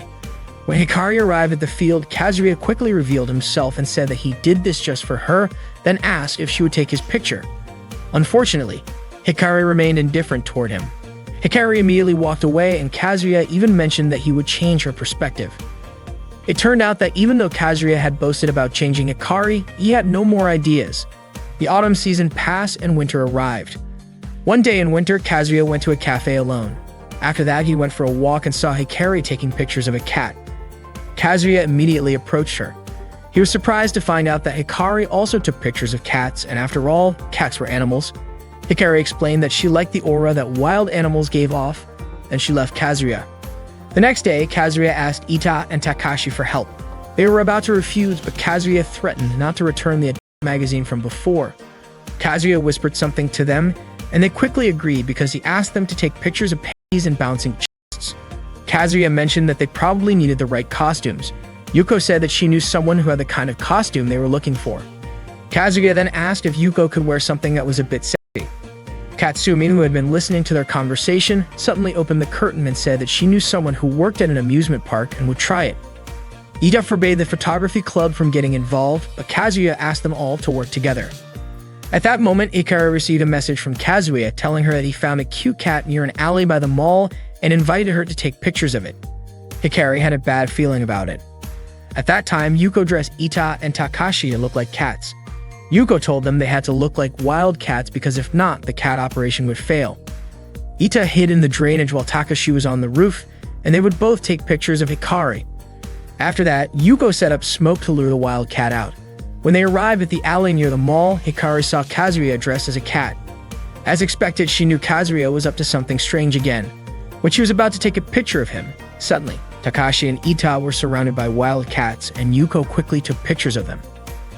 Kazuya immediately approached Hikari and acted like a cat. He even rolled around in the street and asked Hikari to take his picture. The head of Kazuya's costume rolled into the street, which made Hikari laugh. Kazuya kept asking Hikari to take his picture as he shook his body and made cat sounds. Hikari asked him to take off the costume because it was dangerous.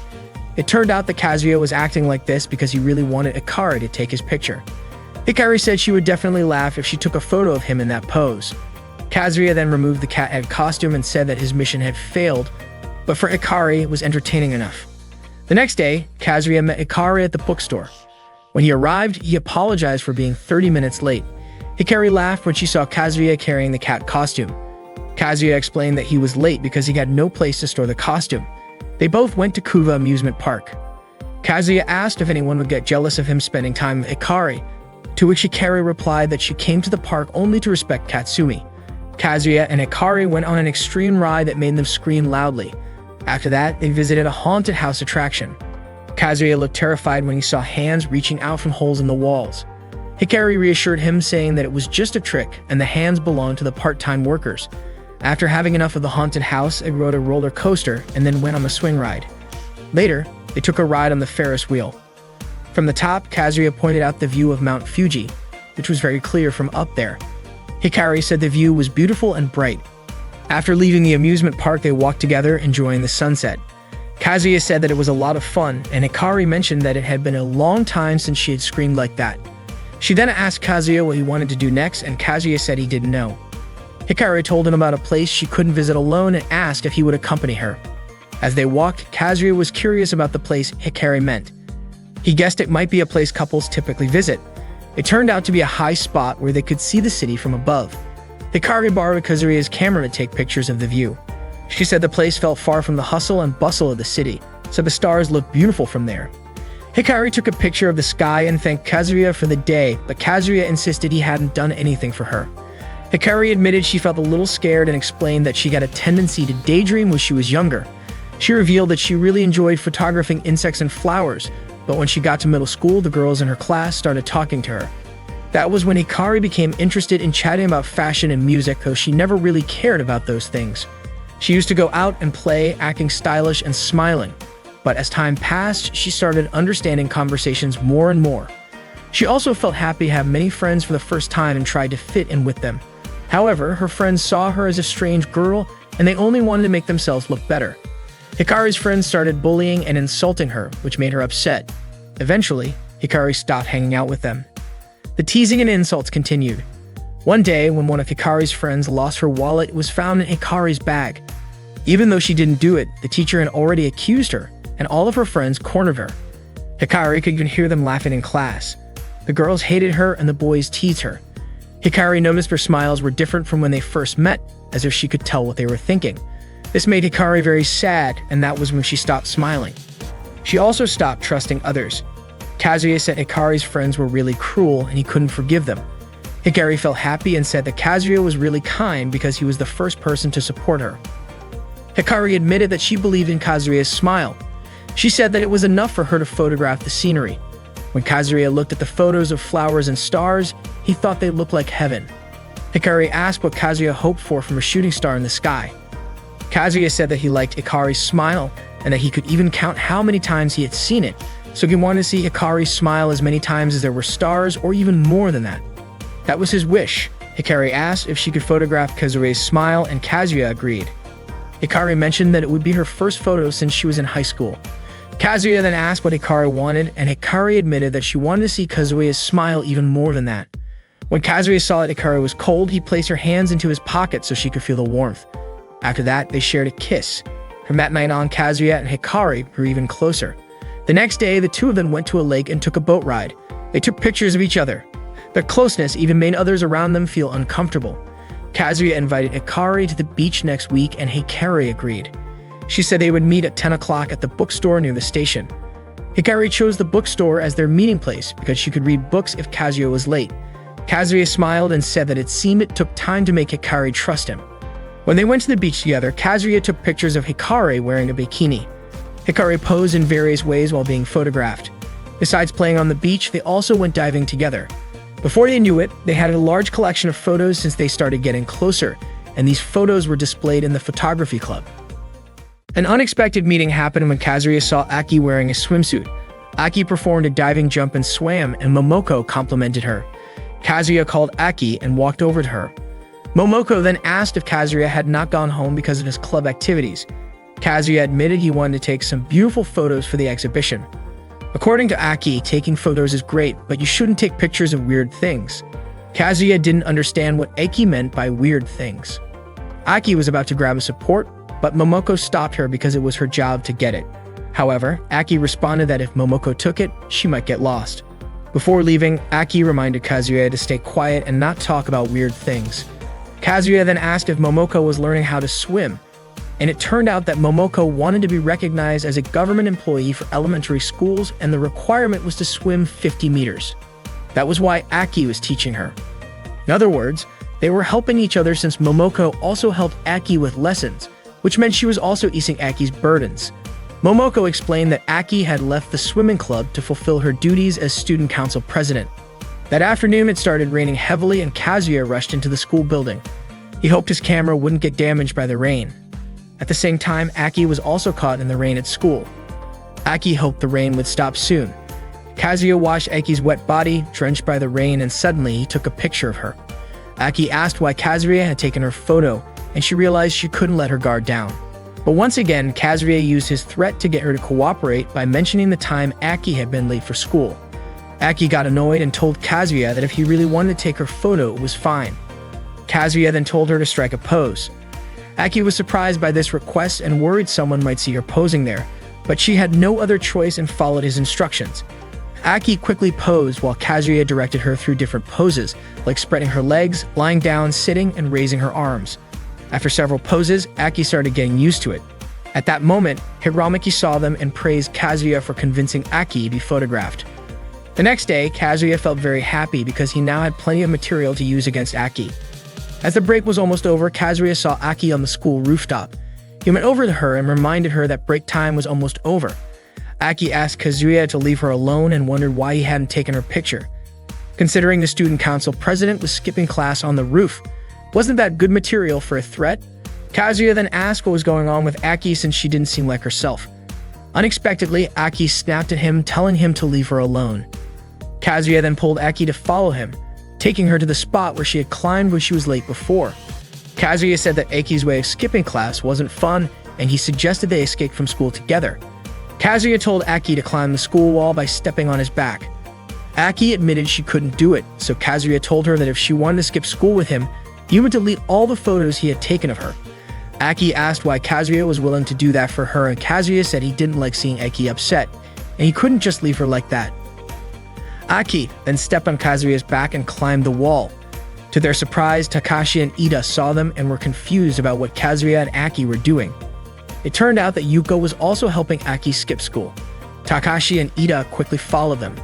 Kazuya and Aki ended up at the game center, and Aki couldn't believe that as the student council president, she was skipping school and hanging out at game center. Kazuya told her that they should have fun since they were already there. He then took a picture of Aki and told her to strike an interesting pose. Aki asked Kazuya if he remembered saying that he would hand over the photos and delete them when he was running late that one time. Kazuya told her to just trust him. Aki agreed, posed with a peace sign, and then they went on to play the claw machine game and a driving game. Of course, Kazuya didn't miss the chance to snap photos of the moment. Little did they know, Takashi and Ita were actually following them around. After spending a good amount of time at the arcade, Kazuya and Aki got creeps together. Kazuya said it felt awesome to be eating creeps while everyone else was stuck in class studying. Aki then brought up something he had said earlier, that she seemed different than usual, and asked what he meant by that. According to Kazuya, Aki was the rule-following student council president and one of the most talented students at Kuru High School. Aki laughed at that talented student comment. She said her grades weren't actually that great before, and honestly, she was more into swimming than studying. Kazuya asked how she ended up becoming who she was now. Aki explained that she wanted to follow in her father's footsteps and become a doctor, so she started studying really hard and took a ton of extra classes. Even on Saturday nights, she stayed out late at tutoring. When she finally graduated, she ranked #1, which made her really happy. She said it felt like she was just pretending to be smart the whole time. But Kazuya insisted that her grades were actually impressive. Aki laughed again and said he would probably been shocked if he saw her exam scores from the other day. But Kazuya told her it was nothing out of the ordinary.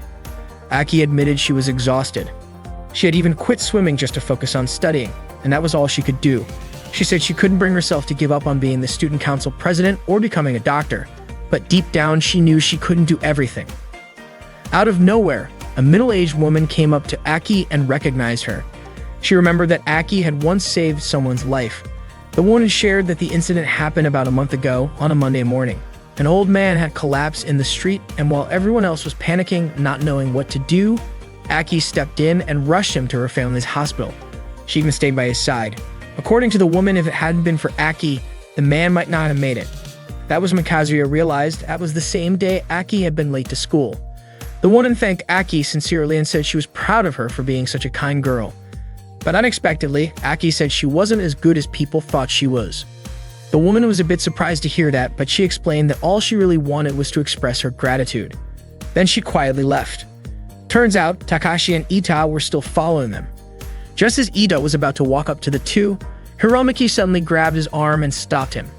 Hiromiki told Ida to let Kazuya handle it, saying that interfering would only make things worse, and that showing who Aki really was should be Kazuya's job. After that, Kazuya and Aki continued their day by going for a walk. They ended up at a movie theater and watched a film together. Time flew by, and before they knew it, the sun was already starting to set. Aki thanked Kazuya for inviting her out. She said she was feeling a lot better now. Kazuya admitted that he had a lot of fun skipping school with her too. Aki smiled and said this would be her first and last time skipping school. It was a once-in-a-lifetime opportunity, and she knew it. Then she told Kazuya that he didn't need to delete the photos after all. She said she was ready to face reality. She loved swimming, she wanted to be a doctor, and yes, she was the one who showed up late to school. All of that was part of who she really was.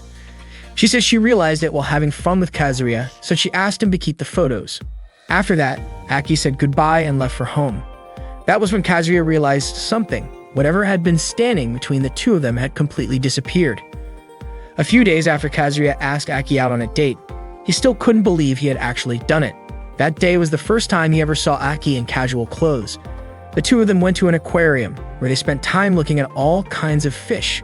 Aki said she felt really happy watching them swim around.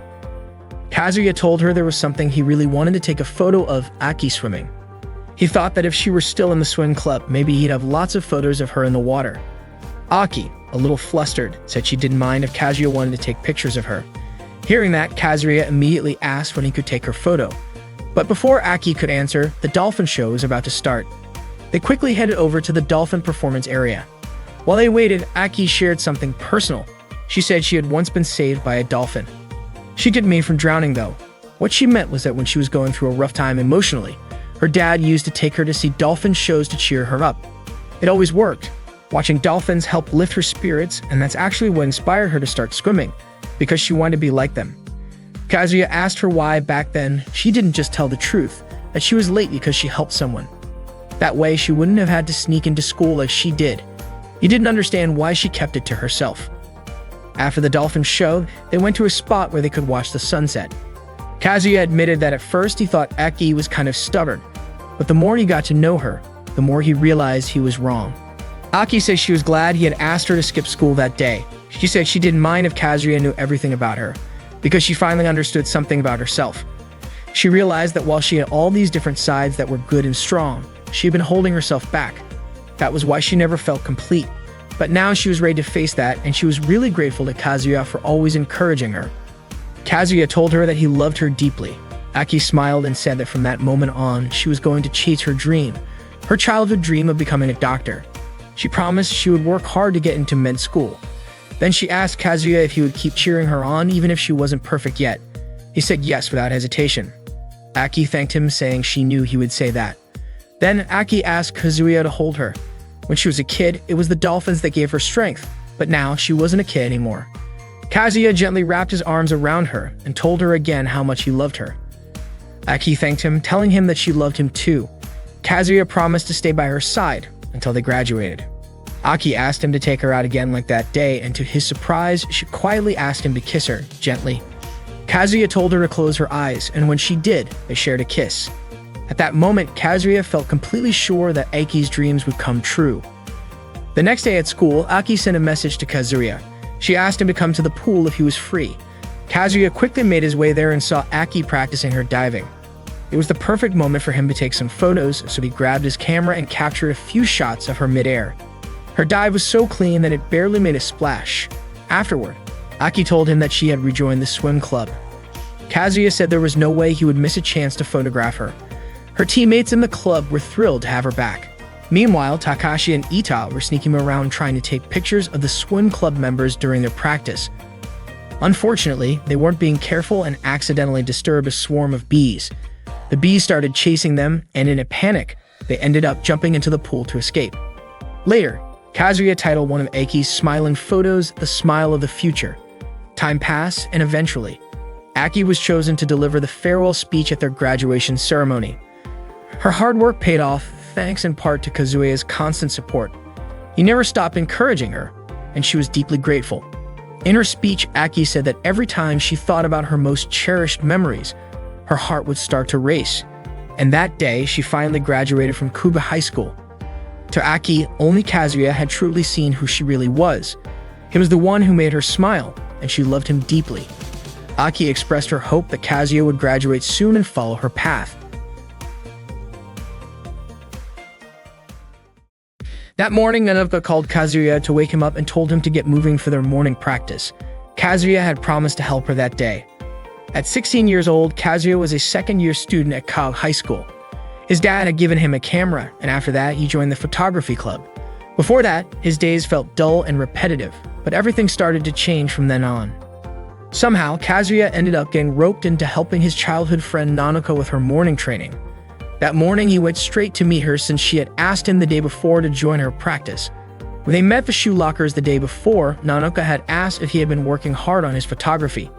Kazuya said he had spent the whole day walking around the school taking pictures, but unfortunately, almost no one wanted to be his model. He told her that whenever he asked someone to pose like those in Graver magazines, they immediately turned him down. Nanoka said she was willing to model for him as long as he promised not to show the photos to anyone. In return, she wanted Kazuya to be her training partner. She wanted to learn how to throw diving pitches like the pitchers from top-tier softball league schools. To kick things off, Kazuya and Nanoka did 100 squat jumps together. After that, she wanted to work on her throwing. She asked Kazuya to crouch down with his heels raised, kind of like staying in a squat position. Turned out, Nanoka had been training him to be her catcher. Kazuya started to feel like he was just a test subject in her overly complicated plan, but Nanoka told him not to sweat the small stuff. Then she threw the ball straight at him. Kazuya's body felt sore ever since he started joining Nanoka's practice. Later that day, he went to a bookstore, thinking he needed to improve his photography skills since Nanoka had agreed to model for him. While flipping through a photography book, Nanoka suddenly came up behind him and covered his eyes. She asked what he was doing there. Kazuya said he was studying to get better at photography since she was going to be his model. Nanoka commented that he was taking it seriously. Kazuya told her that he was just as serious about photography as she was about her diving pitches. A few days later, something meaningful happened, something that seemed to tie Kazuya and Nanoka's fates together. It all started when Nanoka was running up the stairs. In a rush, she took a sharp leap around the corner, and there was Kazuya right in front of her. They collided, and there was no way to avoid it.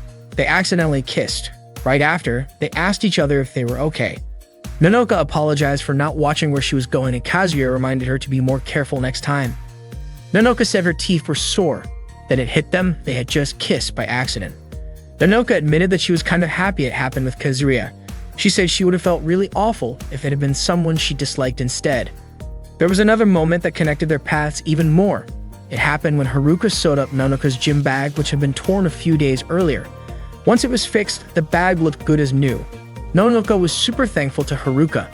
Then, out of nowhere, she commented on how good Haruka was at sewing and how feminine she was. She asked Kazuya what he thought about that. Kazuya had no idea why Nanoka was bringing this up. She admitted that she couldn't sew at all.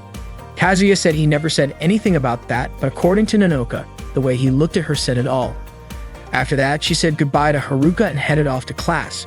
Before leaving, she told Kazuya not to compare her to Haruka. Kazuya was left totally confused by what she meant. Nanoka couldn't stop thinking about the kiss she shared with Kazuya. Still caught up in those feelings, she asked him to meet her on the school rooftop. That afternoon, she waited there until Kazuya showed up, asking what she wanted to talk about. To his surprise, Nanoka challenged him to a love duel and insisted they do it fairly. Kazuya thought the challenge made no sense at all. Nanoka, however, knew Kazuya's ideal type was someone like Haruka, and he was confused about why she suddenly brought that up. She admitted she had been paying attention to him since middle school, so she figured it out over time. Kazuya explained that most guys are usually drawn to what makes a girl interesting, and that applies to everyone. Nanoka then asked if that meant she had no chance at all, which only made Kazuya more confused. She understood that he could be kind of dense, so she decided to just be direct. She confessed that she had loved him since middle school. She always enjoyed spending time with him, and deep down, she wished he was the person she could talk to about anything. But she also knew he belonged to Haruka now.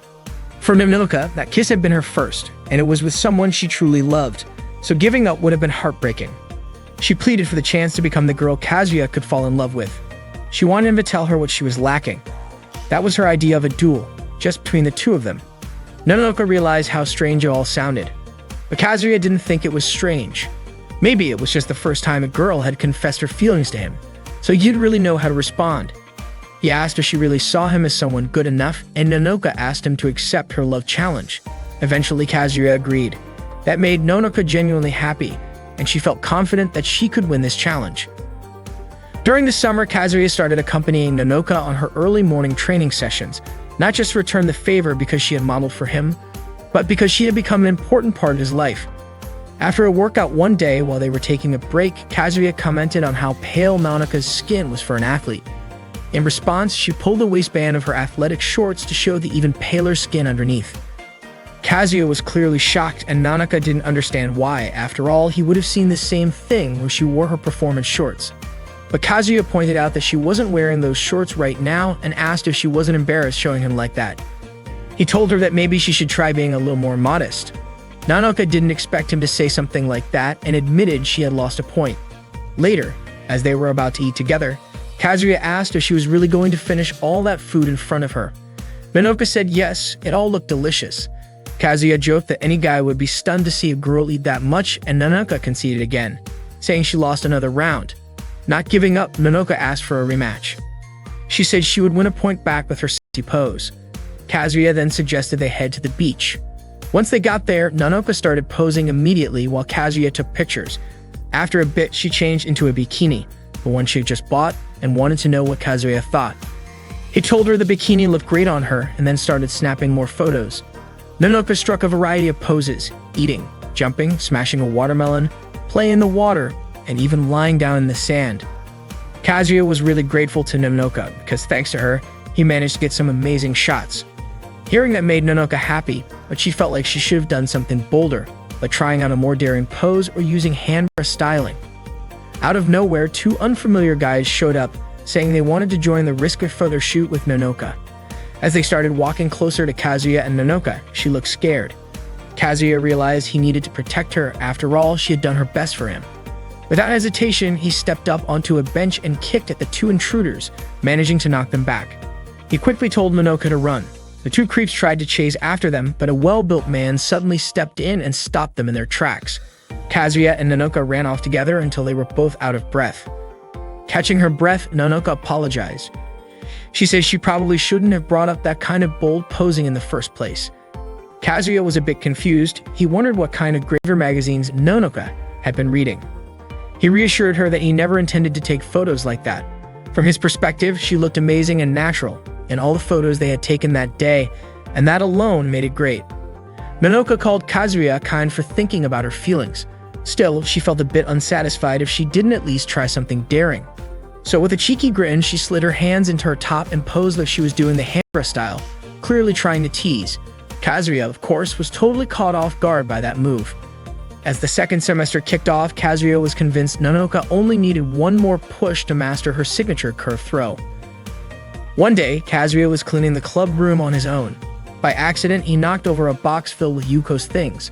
As he picked them up, he found a costume that reminded him of what Alice, the cosplayer he once photographed, had worn. Almost every day, Kazuya would take pictures of Nonoka. One afternoon, she was by the river, throwing stones into the water. Suddenly, Kazuya showed up and called her a pro. He asked if she planned to hang around there for a while. Nonoka smiled when she realized he had been watching. She said she felt like taking it easy that day. Kazuya noticed she looked uneasy and asked why. Then he asked when their next practice session would be since he was really looking forward to it. He wanted to see her finally nail that curve throw.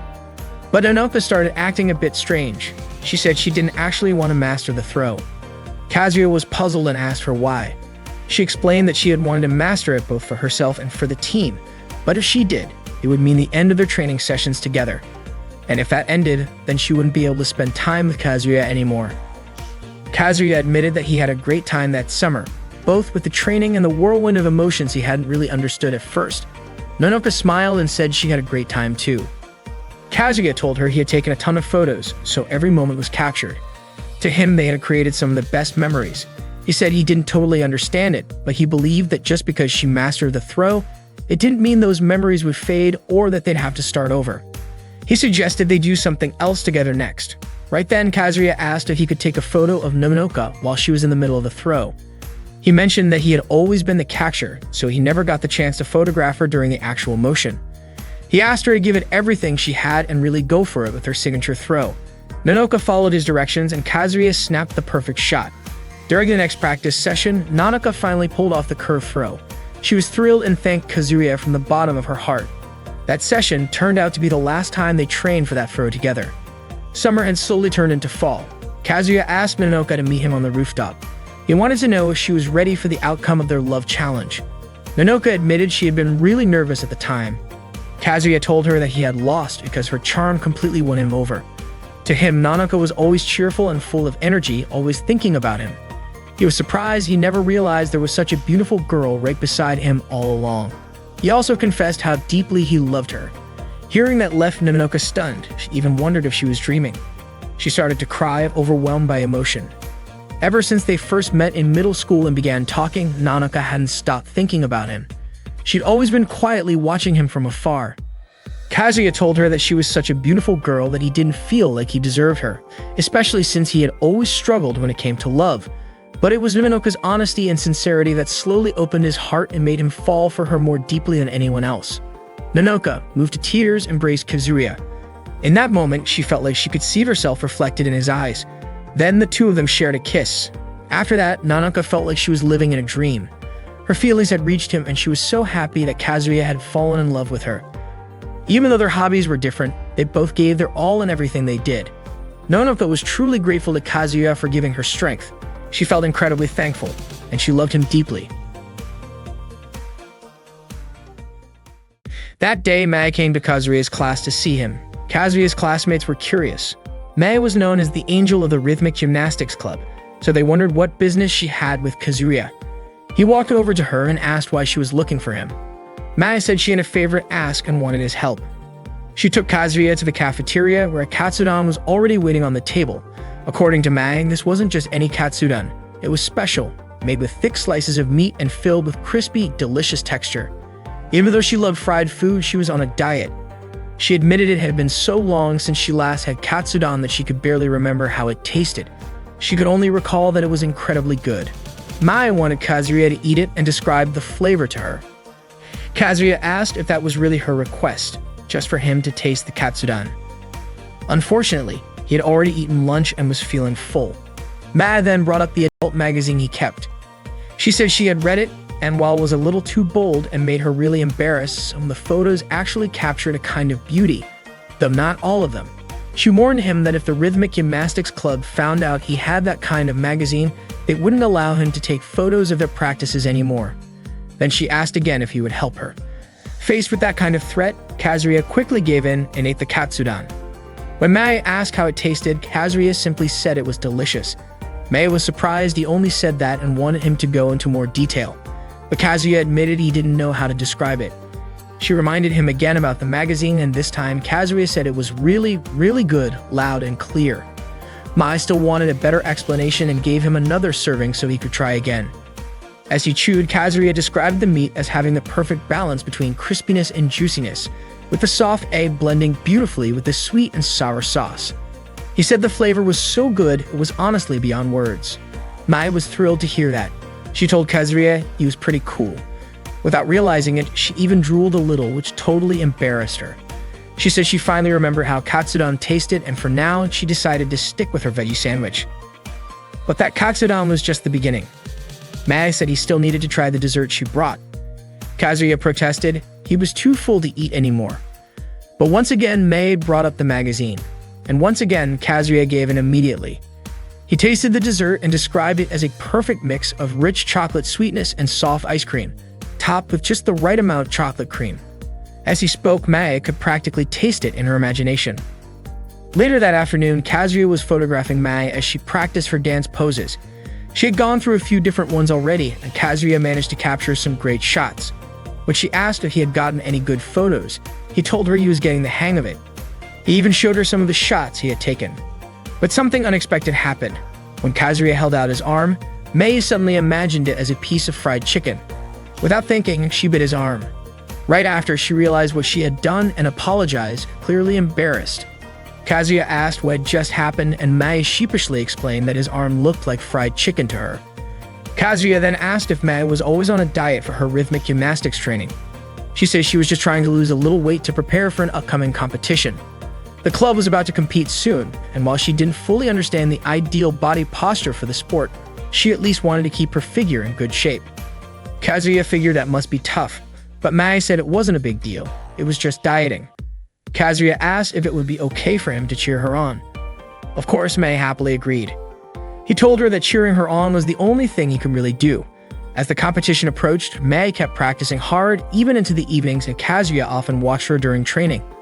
The day of the elimination round for the competition had finally arrived, but Mae was feeling incredibly nervous.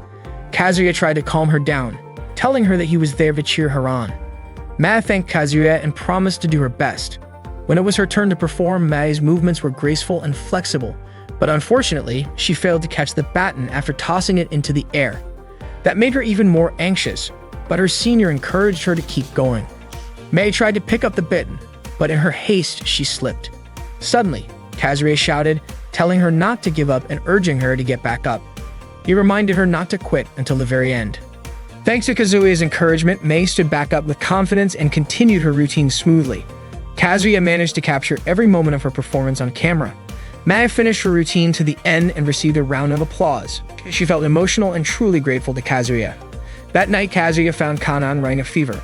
He quickly helped by putting a cold compress on her forehead and pulling her blanket up. Kanan asked for Kazuya's help. She was supposed to go swimming with Mae the next day, but couldn't make it because she was sick. She wanted Kazuya to go in her place. She said Mai had seemed down after the competition and didn't know what was bothering her exactly, but thought inviting her to swim would cheer her up. Kanan believed Mai would be really disappointed if the outing got cancelled. Kazuya admitted he wasn't sure if Mai would even want to go swimming with just him, but Kanan reassured him that Mai would actually be happier to go with him instead of her. Apparently, Kazuya had already told Mai they would go together. Kanan even said that Mai preferred spending time with him. Kazuya pointed out that Kanan didn't look very sick for someone with a fever, which made Kanan quickly lie back down and fake a cough. The next day, Kazuya and Mai went swimming at the pool. Mai struck a variety of poses, from sitting on the poolside to lying down and sitting again. Unexpectedly, Takashi and Ida showed up, clearly following them. This surprised both Kazuya and Mai. Kazuya asked what they were doing there, and Ida claimed they were just out looking for good photo opportunities. Takashi joked that Kazuya was hiding the rhythmic gymnastics angel all to himself. Kazuya warned them not to take any weird photos of Mai or he wouldn't forgive them. Ita then asked what they were supposed to do with all their youthful energy, and Takashi demanded that Kazuya return his magazine. Kazuya said he would give it back soon. Suddenly, they heard a girl asking them to fetch a ball. She was stunning and dressed in a way that got Takashi and Ida immediately excited to take pictures of her. However, it turned out she had a boyfriend, and the two of them had to apologize for their behavior. As the sun began to set, Mai and Kazuya got ready to head home. Mai said she had a really fun day. She admitted she didn't make it through the fall competition and had to come to terms with that. For her, being stuck in sadness over failure would only keep her from seeing true beauty. Later on, Mai and Kazuya went on another date. Their hobbies were different, but they both searched for the same kind of beauty. Every time Kazuya saw how hard Mai worked, it made him want to take even better pictures. He kept photographing her every day. One day, they had lunch together in the school cafeteria. Kazuya thought Mai needed a little break, so he invited her out. They went to play darts and visited a scenic lookout spot. Kazuya continued to capture every moment they shared. The next day, Mai returned to Takashi's adult magazine and slipped it under Kazuya's desk when no one else was around. Kazuya quickly grabbed it to make sure none of his classmates saw it first. As he opened the envelope, a small note fell out. It was written by Mai. In it, she told him that even though he could be a bit of a perv, she still loved him. Kazuya's heart skipped a beat as he read it. Then to his shock, Yuko appeared behind him and asked if that was a love letter. Kazuya, flustered, asked her not to tell Ita and Takashi about it. One day, Kazuya ran into Mai near his house. Apparently, she was waiting for Kanan because she wanted to return Kanan's pretty rabby DVD. Kazuya invited Mai to come inside his house. He mentioned that his mom wasn't home at the time, so he felt it wouldn't be right for the two of them to be alone in his room. That's why he suggested they go downstairs. But Mai decided to stay in his room. She commented on how big Kazuya's bed was and joked that it could probably fit two people. Embarrassed by what she had just said, she quickly clarified that she didn't mean it that way. Kazuya invited her to sit while he went to make some tea. Mai chose to sit on the floor and asked him where he kept his adult magazines, since, according to her, most guys usually hide them under the bed. She immediately leaned over to check under the bed, even though Kazuya told her not to because it was dusty and dirty. That only made Mai more curious, convinced there was something he didn't want her to see. As Kazuya walked toward her, he accidentally stepped on a toy car, causing both of them to fall onto the bed. Their faces ended up really close, and Mai admitted it made her nervous. Suddenly, Kanan opened the bedroom door and walked in just as Mai and Kazuya were fixing the sheets. A few days later, Mai came to Kazuya's classroom to let him know that she had been selected as a backup member of the team. They started spending more time together. One afternoon, they walked home while watching the sunset. Mai said it reminded her of the first time she met Kazuya. He remembered it too, so much had happened since then. Watching Mai practice, trying out different foods, and hearing her describe in detail how each one tasted, which at one point even made his stomach a bit rounder. Mai said those memories were really special. Kazuya admitted that she had inspired him. He asked if she remembered how hard she worked during practice. That was when he realized there was something amazing inside her. Kazuya told himself he needed to try harder and take even better photos. Mai told him that he also gave her strength, especially when he encouraged her not to give up during the qualifiers. That support meant a lot to her. She said that because of Kazuya, she knew she wasn't alone. Her heart was racing when Kazuya asked her to keep going and not give up. Mai said she sometimes wished she wasn't so short and flat-chested. Kazuya replied that back then, she was already more amazing than she realized. He said they could start figuring out what beauty meant to them without forcing anything. Mai said she wanted to work harder without pushing herself too far, and wanted to find her own version of beauty. She asked if Kazuya would stay by her side and keep encouraging her. Of course, he said yes. She thanked him warmly. That's when Kazuya told her he had fallen in love with her. He said she was determined, adorable, and sincere. Mai asked him to hug her and confessed that she had loved him for a long time. Kazuya held her in his arms and suggested they continue exploring what beauty meant to them together. Mai noticed that because of her short height, the only part of Kazuya she could really lean against was his chest. He told her not to overthink it and encouraged her to keep trying a little more. He asked her to close her eyes, and then they kissed. After that, they started dating. They went ice skating together. Mai skated gracefully while Kazuya was still trying to get the hang of it. When he lost his balance, Mai quickly caught him, but because he was heavier, they both ended up falling. Every time they saw each other, they exchanged happy smiles. Mai wanted to stay by Kazuya's side no matter where they were. That day was Christmas. Kazuya took a picture of her next to the Christmas tree. Every time she looked at him, her heart would race because she loved him that much. The photo of Mai displayed at the exhibit was titled "One Day of Understanding Beauty."